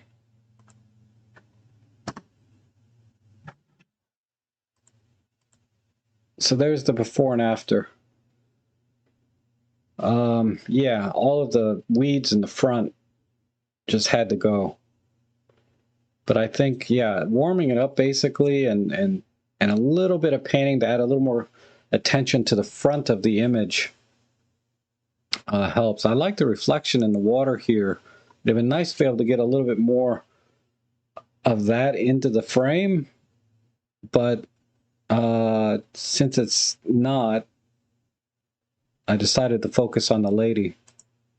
So here's the final edit. I think that looks pretty good.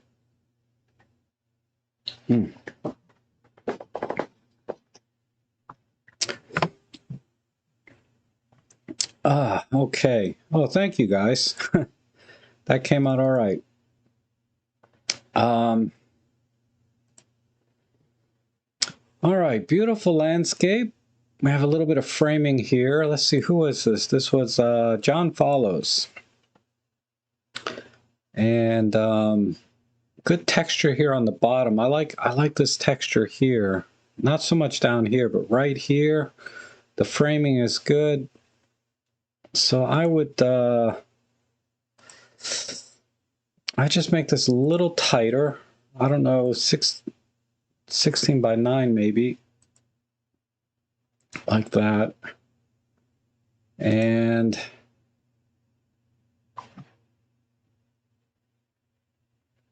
yeah, I think that works. All right. Shoot, let me just apply my auto preset real quick and then reframe it. Like so.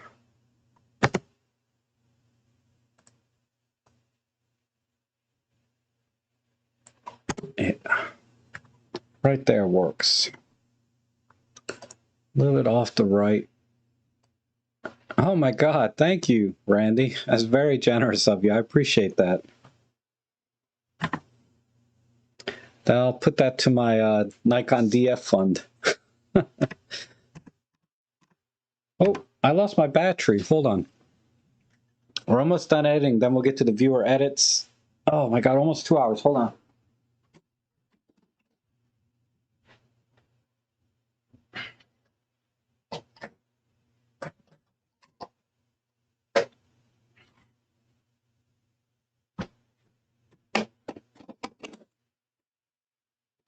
Okay. There we go. My battery went dead. That is awesome, Randy. Thank you. All right, so I think this works as a composition. And it just needs to be warmer, maybe a little light painting, and we're done. So let's see. Let's warm it up to a shade and work on the lighting a little bit more. That's okay. I provide value to your life. I appreciate that. You guys add value to my life as well, all of you. with your photography, because I enjoy looking at your photography, whether it's in my Flickr group or on Instagram or here in the photo editing where I can see your images. It's all good. So let me just do a little light painting. And let me get a little bigger brush. Let's make this a little warmer and brighter. Oops, brighter.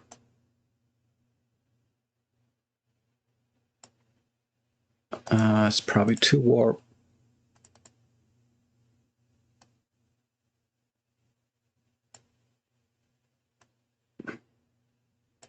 It needs something, maybe magenta. Not really.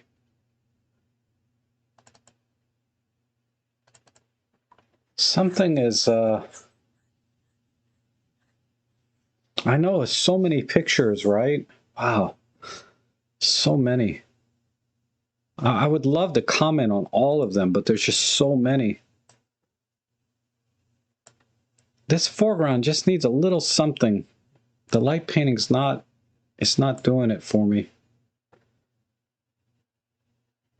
All right, let's get a smaller brush. Well, let's get a new brush. Oops.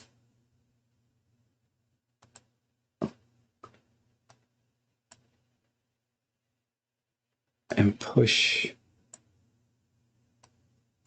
some of the other areas in here.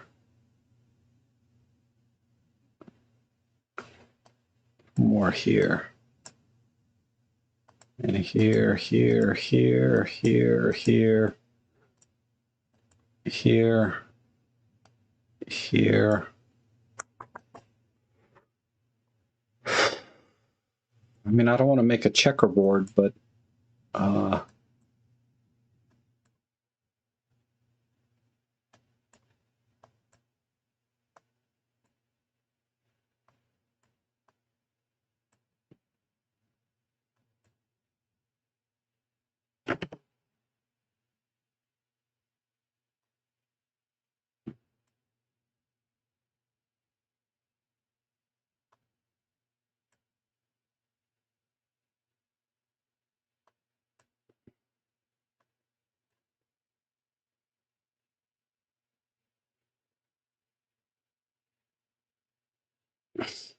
oh, you're welcome, Dorian.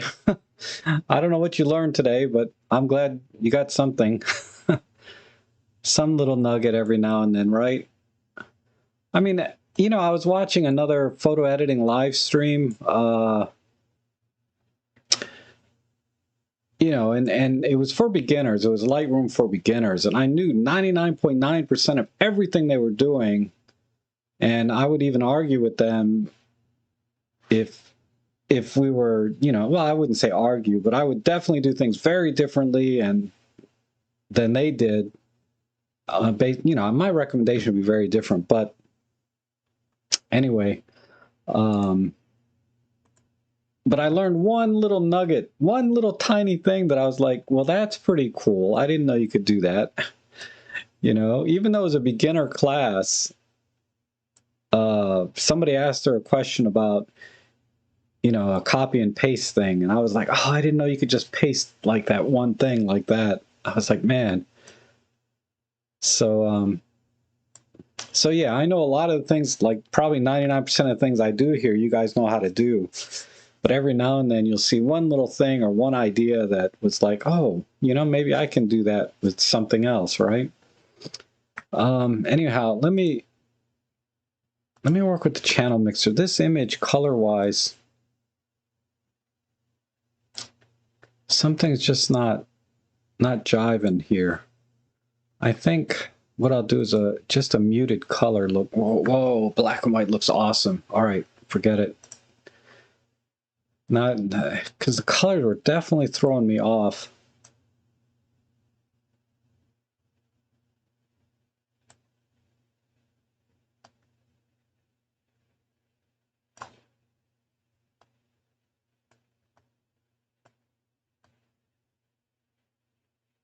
Am I screwing this up?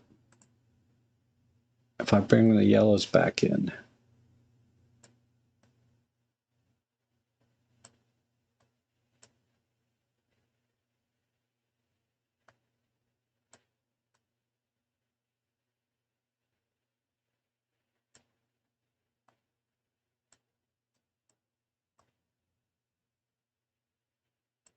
I don't know. Let's the black and white I thought was really cool at first, but let me bring a little bit of color in. That's full color. We split tone a little bit, no.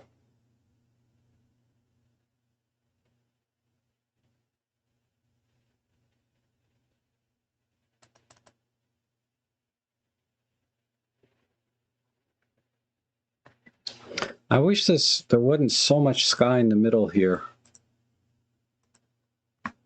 So my guess is if we just avoid the whole frame within a frame thing, like just ignore that and go with something like, yeah, I like that better.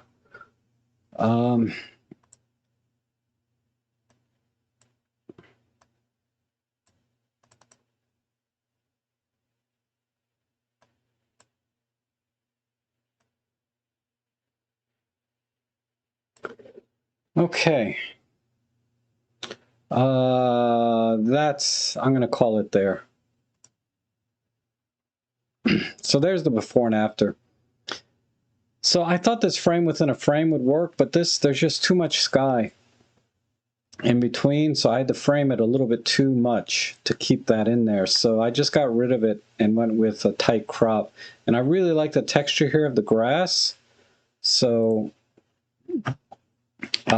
basically what's happening here is I think there's good depth from the front. It leads very nicely and flows up all the way to the top and then to the background. It looks like there's a few dust spots or something here, but that's no big deal. But I think that works as a black and white. I don't use the histogram very often. That was one of the things the beginning, the Lightroom editing for beginners. The lady was using the histogram a lot. And as a beginner, that's not an easy thing to comprehend, a histogram, right? Exactly what's going on. But she was using that a lot and effectively, and she had very valid reasons for using the histogram. But for me, I rarely use a histogram for anything, you know? I just look at the image while I'm editing it. And if I like it, I like it, you know, regardless of what the histogram shows me. Because if you pulled up all the great photography over time and tried to apply a histogram to it, you know, you'd probably be like, yeah, histogram just doesn't matter, you know? It's a tool like any other tool, and it has very specific uses. I think you can use it you can use the histogram very deliberately to get the kind of effects that you want. And it's important for digital photography, so you understand that you're within the dynamic range limits of your image, that, you know, things are balanced, etc. But it's kind of like the weather, right?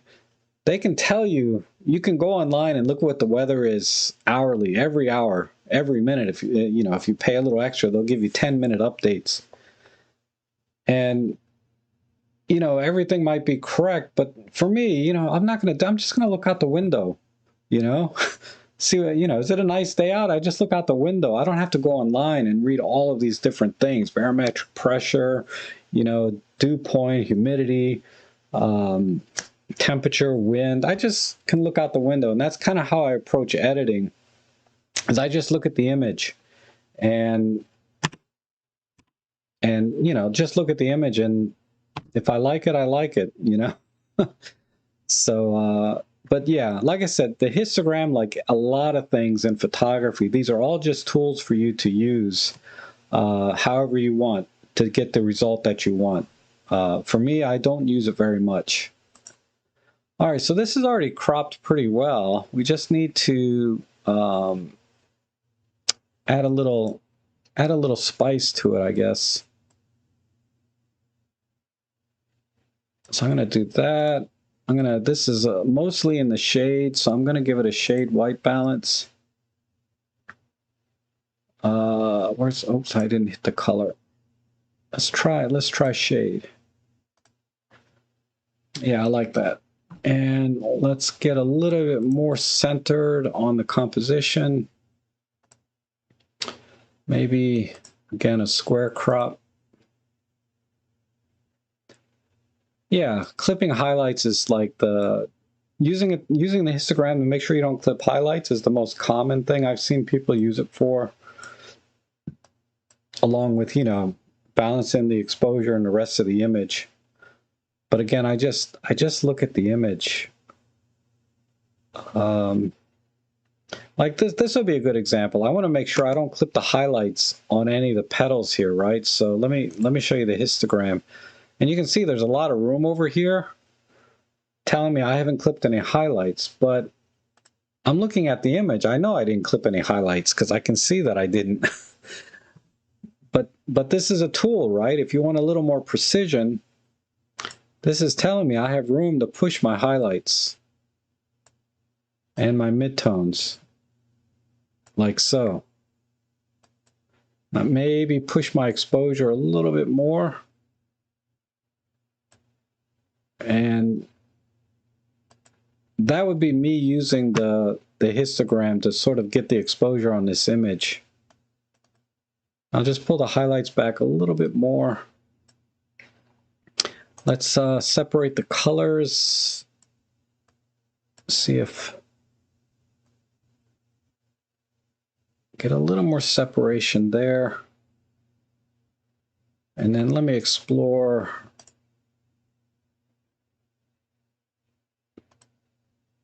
a black and white version.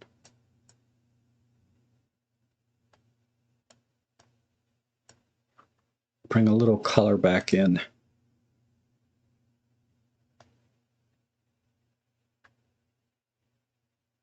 Yeah, I like a muted kind of look to it there. Back off the contrast a little bit.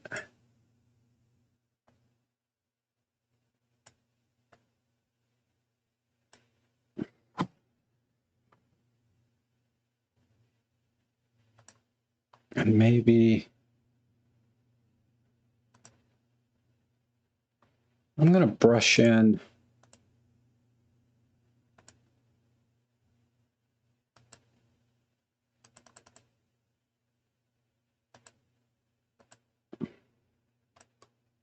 I just want a little more color right there.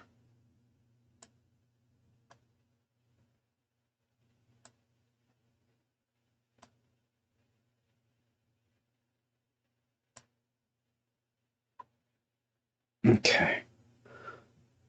All right, I think the highlights are clipped a little. Because now I can see, like right here, it's a little bit clipped. Let me see if the histogram bears that out. Not really. There's a little bit of a blue right there that I can see. You probably can't see it on YouTube, but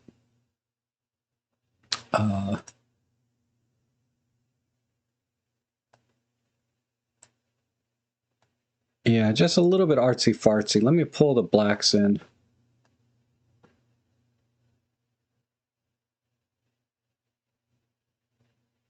And the shadows.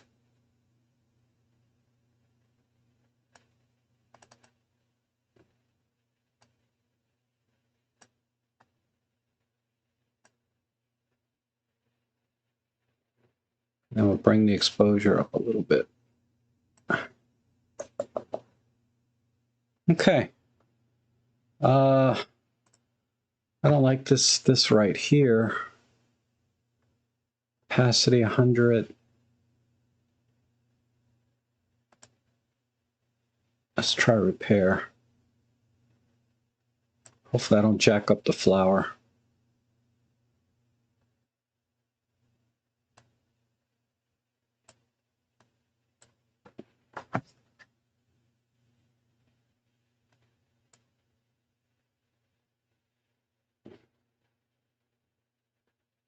All right, I'm done. So there's the before, there's the after, right? So let's just do a direct comparison.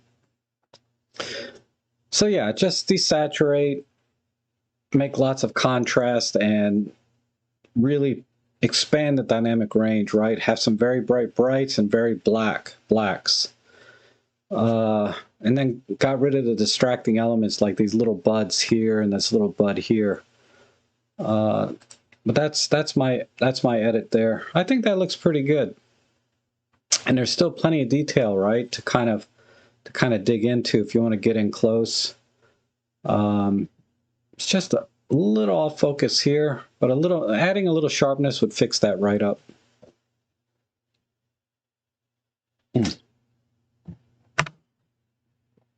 All right, let's see. Oh, thank you guys. All right, last one, then we can get to the viewer edits.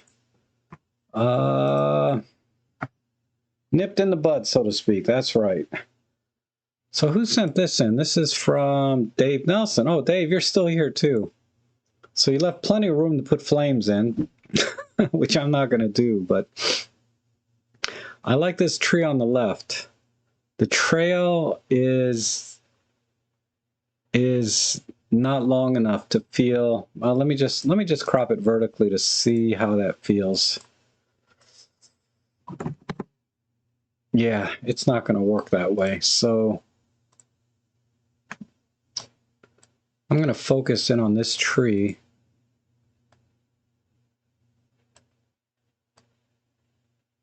On this side.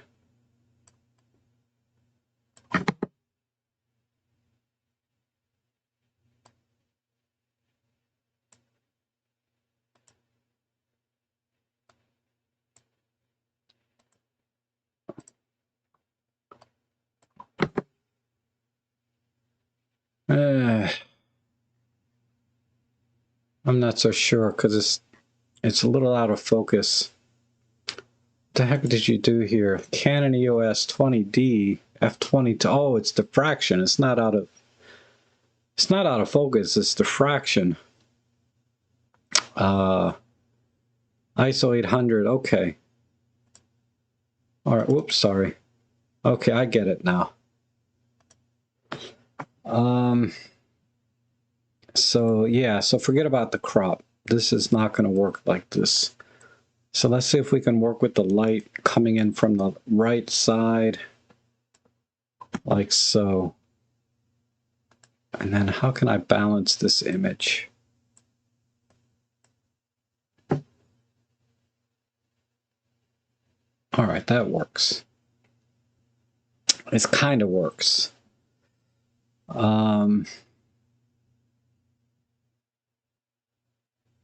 I didn't do this. Hold on, let me do this. Let me try this again.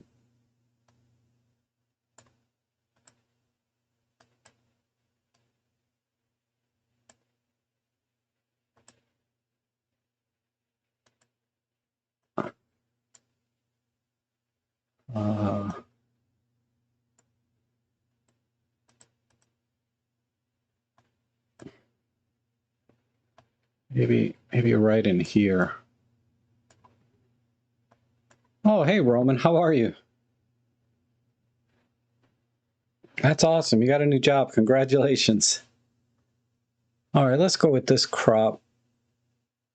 And let me pull in maybe a muted or a black and white. Let's see, muted, full on black and white, and we'll tint it later. But let's get the tones kind of where I want them.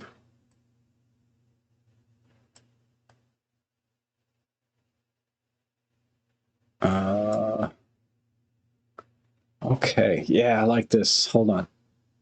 I'm starting to see something here.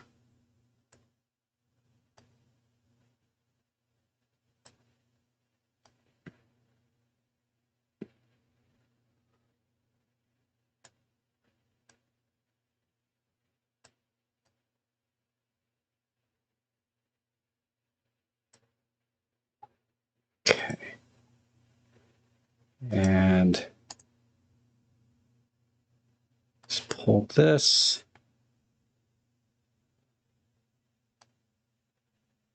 Just a little bit more light here and there.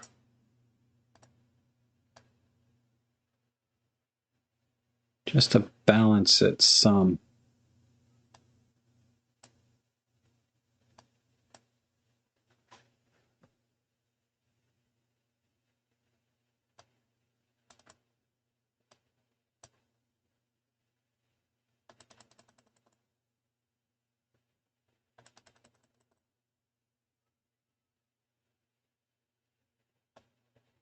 It's just a little bit dark there.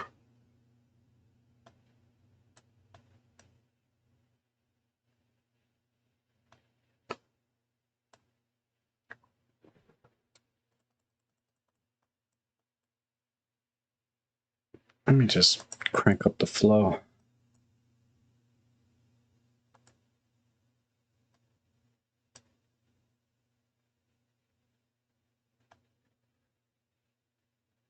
Okay.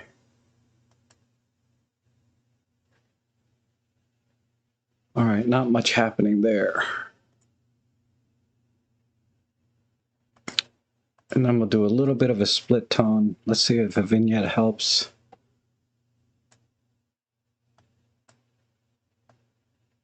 Yeah.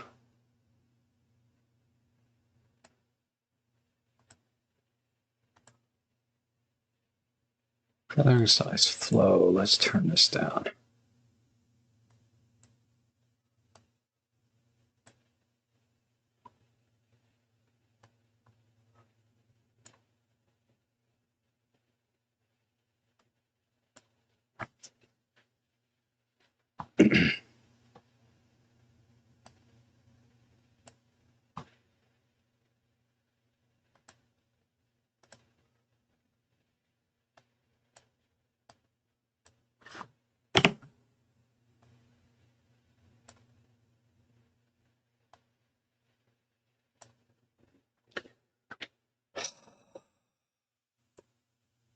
Flow.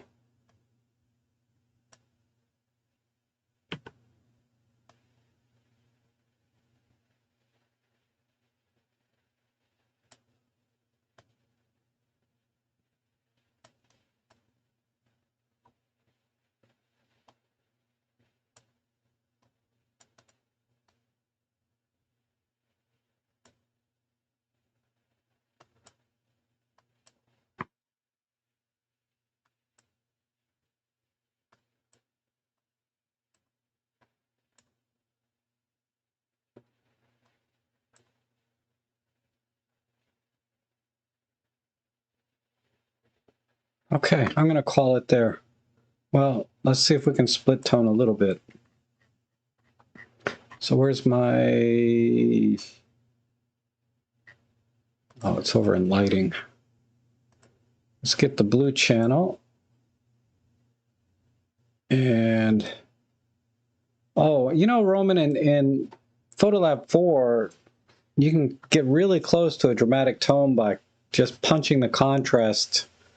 But yeah, there's nothing like the Olympus dramatic tone filter, right? I'm going to just split this a little bit towards there. Tiny bit in the shadows. All right. One last thing. Maybe just get rid of that. Over here. Nah. All right. We'll leave. I wish there was a little more separation here, but that's okay. So let's do before and after. Oh, I gotta get out of this mode. There's the before.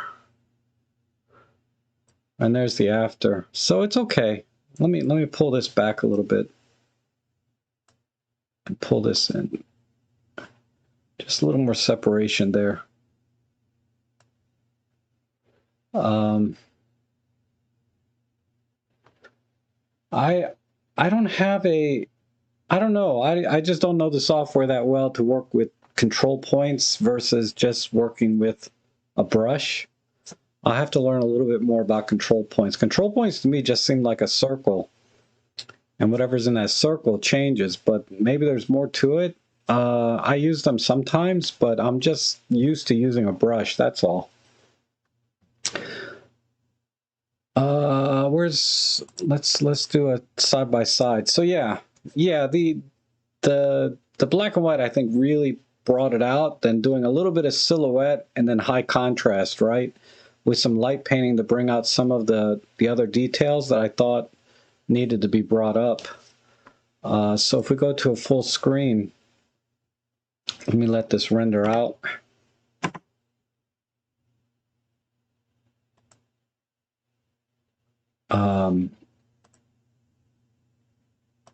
There's the before, which is, not bad, but then the after, I think, the black and white gets rid of a lot of the color problems. The problems meaning that it's already a very busy scene, and then adding color to it just made it even more busy to me. So I think that looks pretty good. And then cropping in a little bit wider, because this trail here is too short to make it work as a vertical or to make your eye be drawn into the scene. So I just decided to cut it off and just make it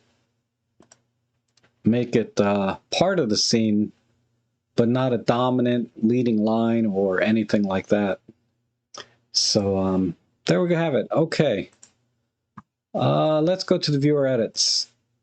So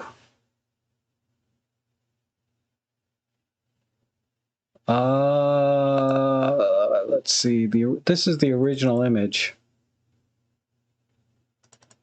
So this is the original image. This is at a local park, Great Falls. They actually have rides on this thing. Last time I was there, this thing was like out of the water, or this river was totally dry, because this thing was not floating or going anywhere the last time I was there, or the time before this. And on this shot, I believe I popped a little bit of a flash. Yeah, I did pop. I had my Godox TT350, and I popped a little flash to brighten up the boat itself, because it was just too much in the shade. And I was hoping to save some of the highlights, but I didn't expose this quite right because my flash wasn't powerful enough. It's a little tiny flash, right? So I had to, so this is the exposure I had to go with eventually. But let's see what you guys did with this. Oh, thank you. Yes, Jonas, I do need to load your edits. Let me grab those real quick. So give me a second.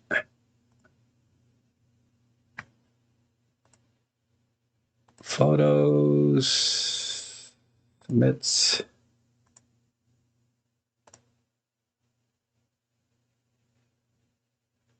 Oh wow, there's quite a bit here. Oh my goodness.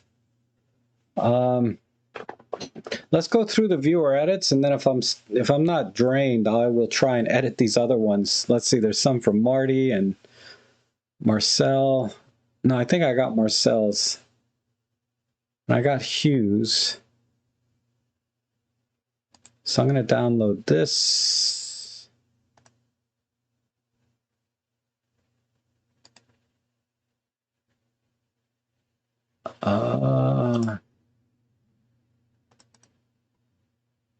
Pictures for live edits.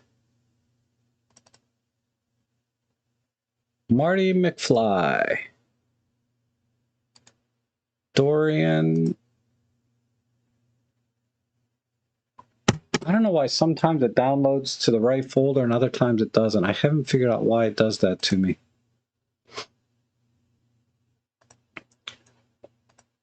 That's why I kind of just went to this full screen, because I didn't want to distract you guys with me going to all these different folders all the time. Download. See, now it's going into the right folder. Download from someone else. Here's one from Jonas or Joni. Oh, that's cool. The little thumbnail's pretty cool. I gotta move this into there. DeMorgan sent one for edit. Image Writer sent one for edit. Oh, there's so many here.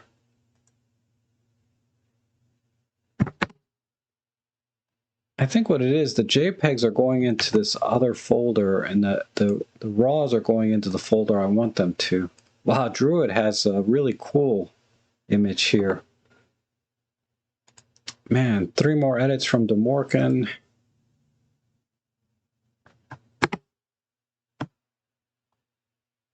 There. Download. Move that here. And last one.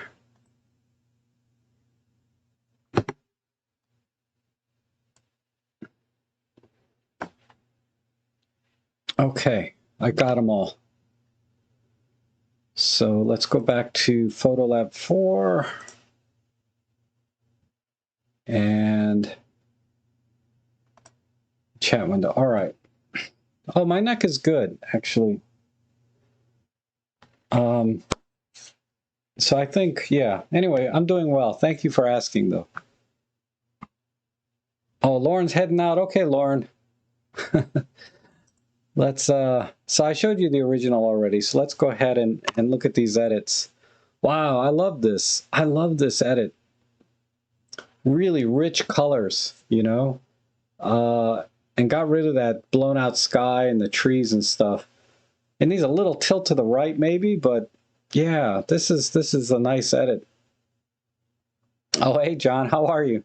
Good to see you. This is from, let's see, this, I bet this is Surge. Let me see. Yeah, this is Surge. Here's one from Bettina. Oh,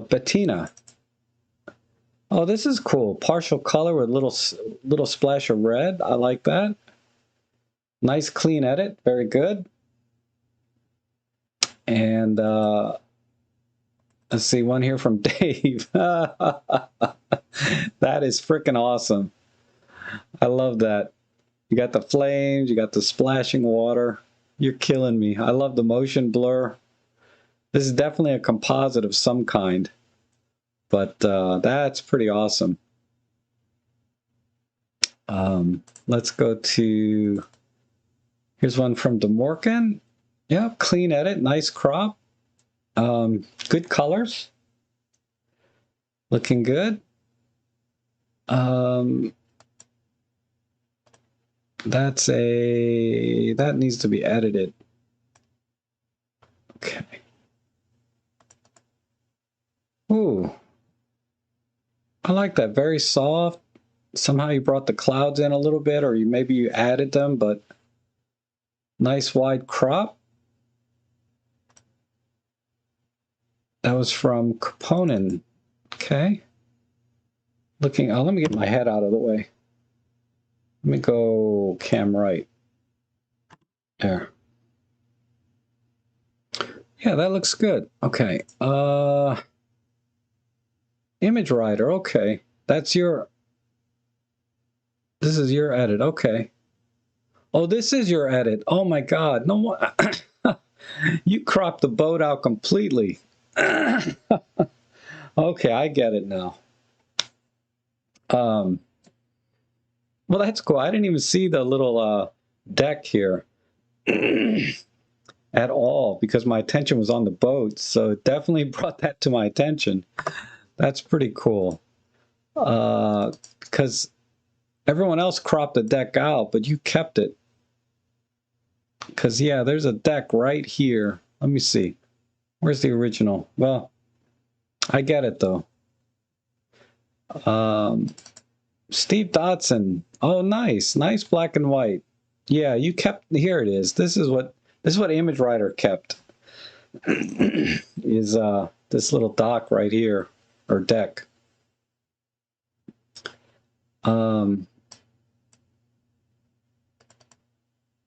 Yeah, this one here, this was worth the wait. Nice oil painting. I like it. That is pretty nice. Let's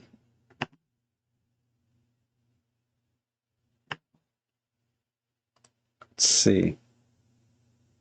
One from John Follows. Very good. Everybody's cropping wide on this one. That's interesting. I'll have to show you my edit. I think I stuck with a 4x3, but nice clean edit there. And Steve Don said, tried to fill the sky with the frame.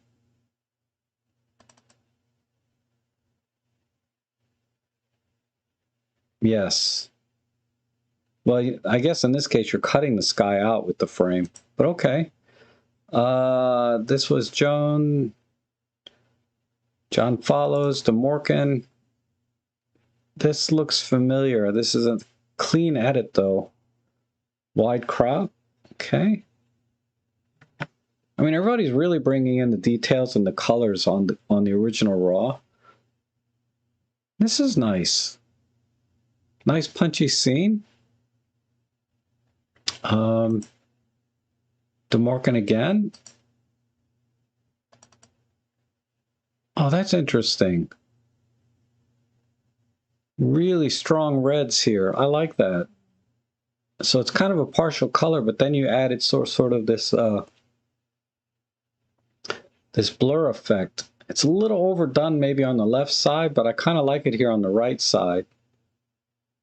Right in here. Okay, very good. Another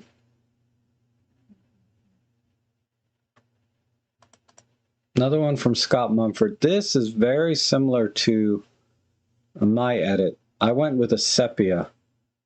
And Lauren's gone now, so he's not going to see that I actually did a sepia edit because I rarely do them. But yeah, I like this. I like this light vignette. Very, very the white vignette with the sepia. Yeah, it is cool, right, Roman? And this one needs to go here. Where I got lost here. God, there's so many viewer edits. Well, this is cool. I think bleeding the light in a little bit more on the boat would have made this a little more convincing, but I like the direction this edit's going. It's very moody. And the blur actually kind of works here because you've blacked out everything behind it. So this works a little better for me than the other one. I like that. Good job, Scott. And this is from Hugh. Wow, he really, really sharpened this image up. Sorry, I was zooming in just to see. But yeah, this is definitely super sharp now. Nice fall colors. Interesting. That is good. Okay, let's go to another Scott Mumford. Yep. Now it looks like it's going into like a different dimension, you know, into the light.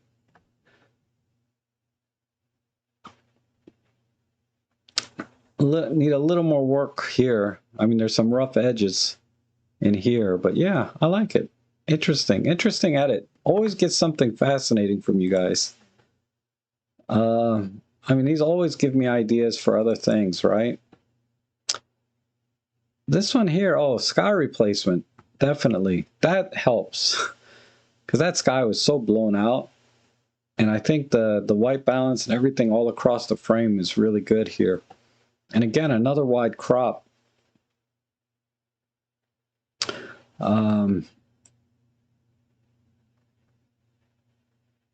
Oh, these are all from Ian. Okay. Yeah, sky replacement with some God rays. Looking good. I think, yeah, I like that. And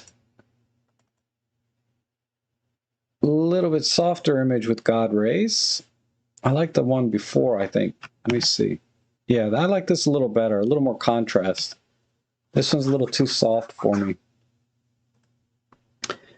And let's see, we got one here from Garrett. Oh, this is an interesting crop. It's not super wide like everybody's been doing so far, but I like it. Maybe I don't know, that's just an illusion. But I feel like about a 1 degree tilt to the right. But it's the way this stupid deck is crooked, is throwing everything else off, you know, visually. But I like how you crop this. This is a very interesting crop. Let's see, one from Marcel. Yeah, nice. I like the texture here. Somehow in the trees, and I like the processing here. And then just basically center light on the name. It really brings attention to everything. Attention to the name of the ship. I like it. And it's a great sepia tone. You know, this is not too yellow. It's just kind of a muted sepia. I like that. And let's see, another one from Marcel. Rob's boat trip. Another wide crop, fake moon. Yeah, nice edit. It's a nice edit. It's just weird that the moon is over here, but there's light on this side. But you brought this lamp up. I like it, though. A lot of nice little touches here. And finally, oh, that's the original. This is the original. Let me show you mine. It was on my Instagram. This is my edit here.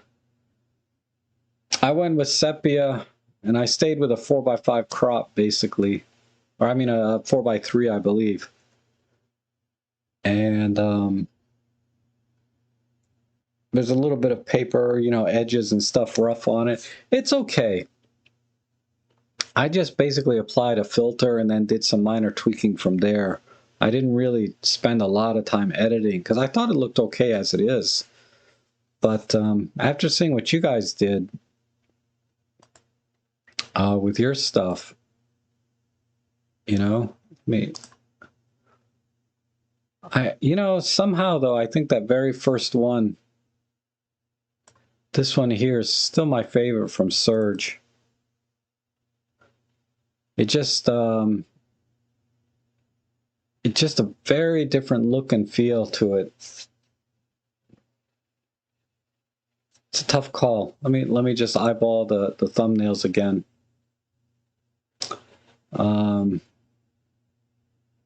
I like this one from Hugh, the fall colors.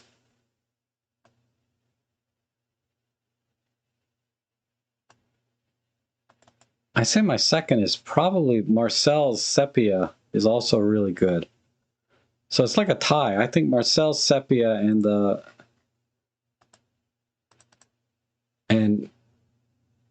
and Surge's, I have to call it a tie because they're very different. But okay, yeah, I thought I'd have the energy to continue editing, but I don't, because I know a few more came in while I was editing, so I have to do those next week on Thursday. But lots of great edits here, lots of good ideas.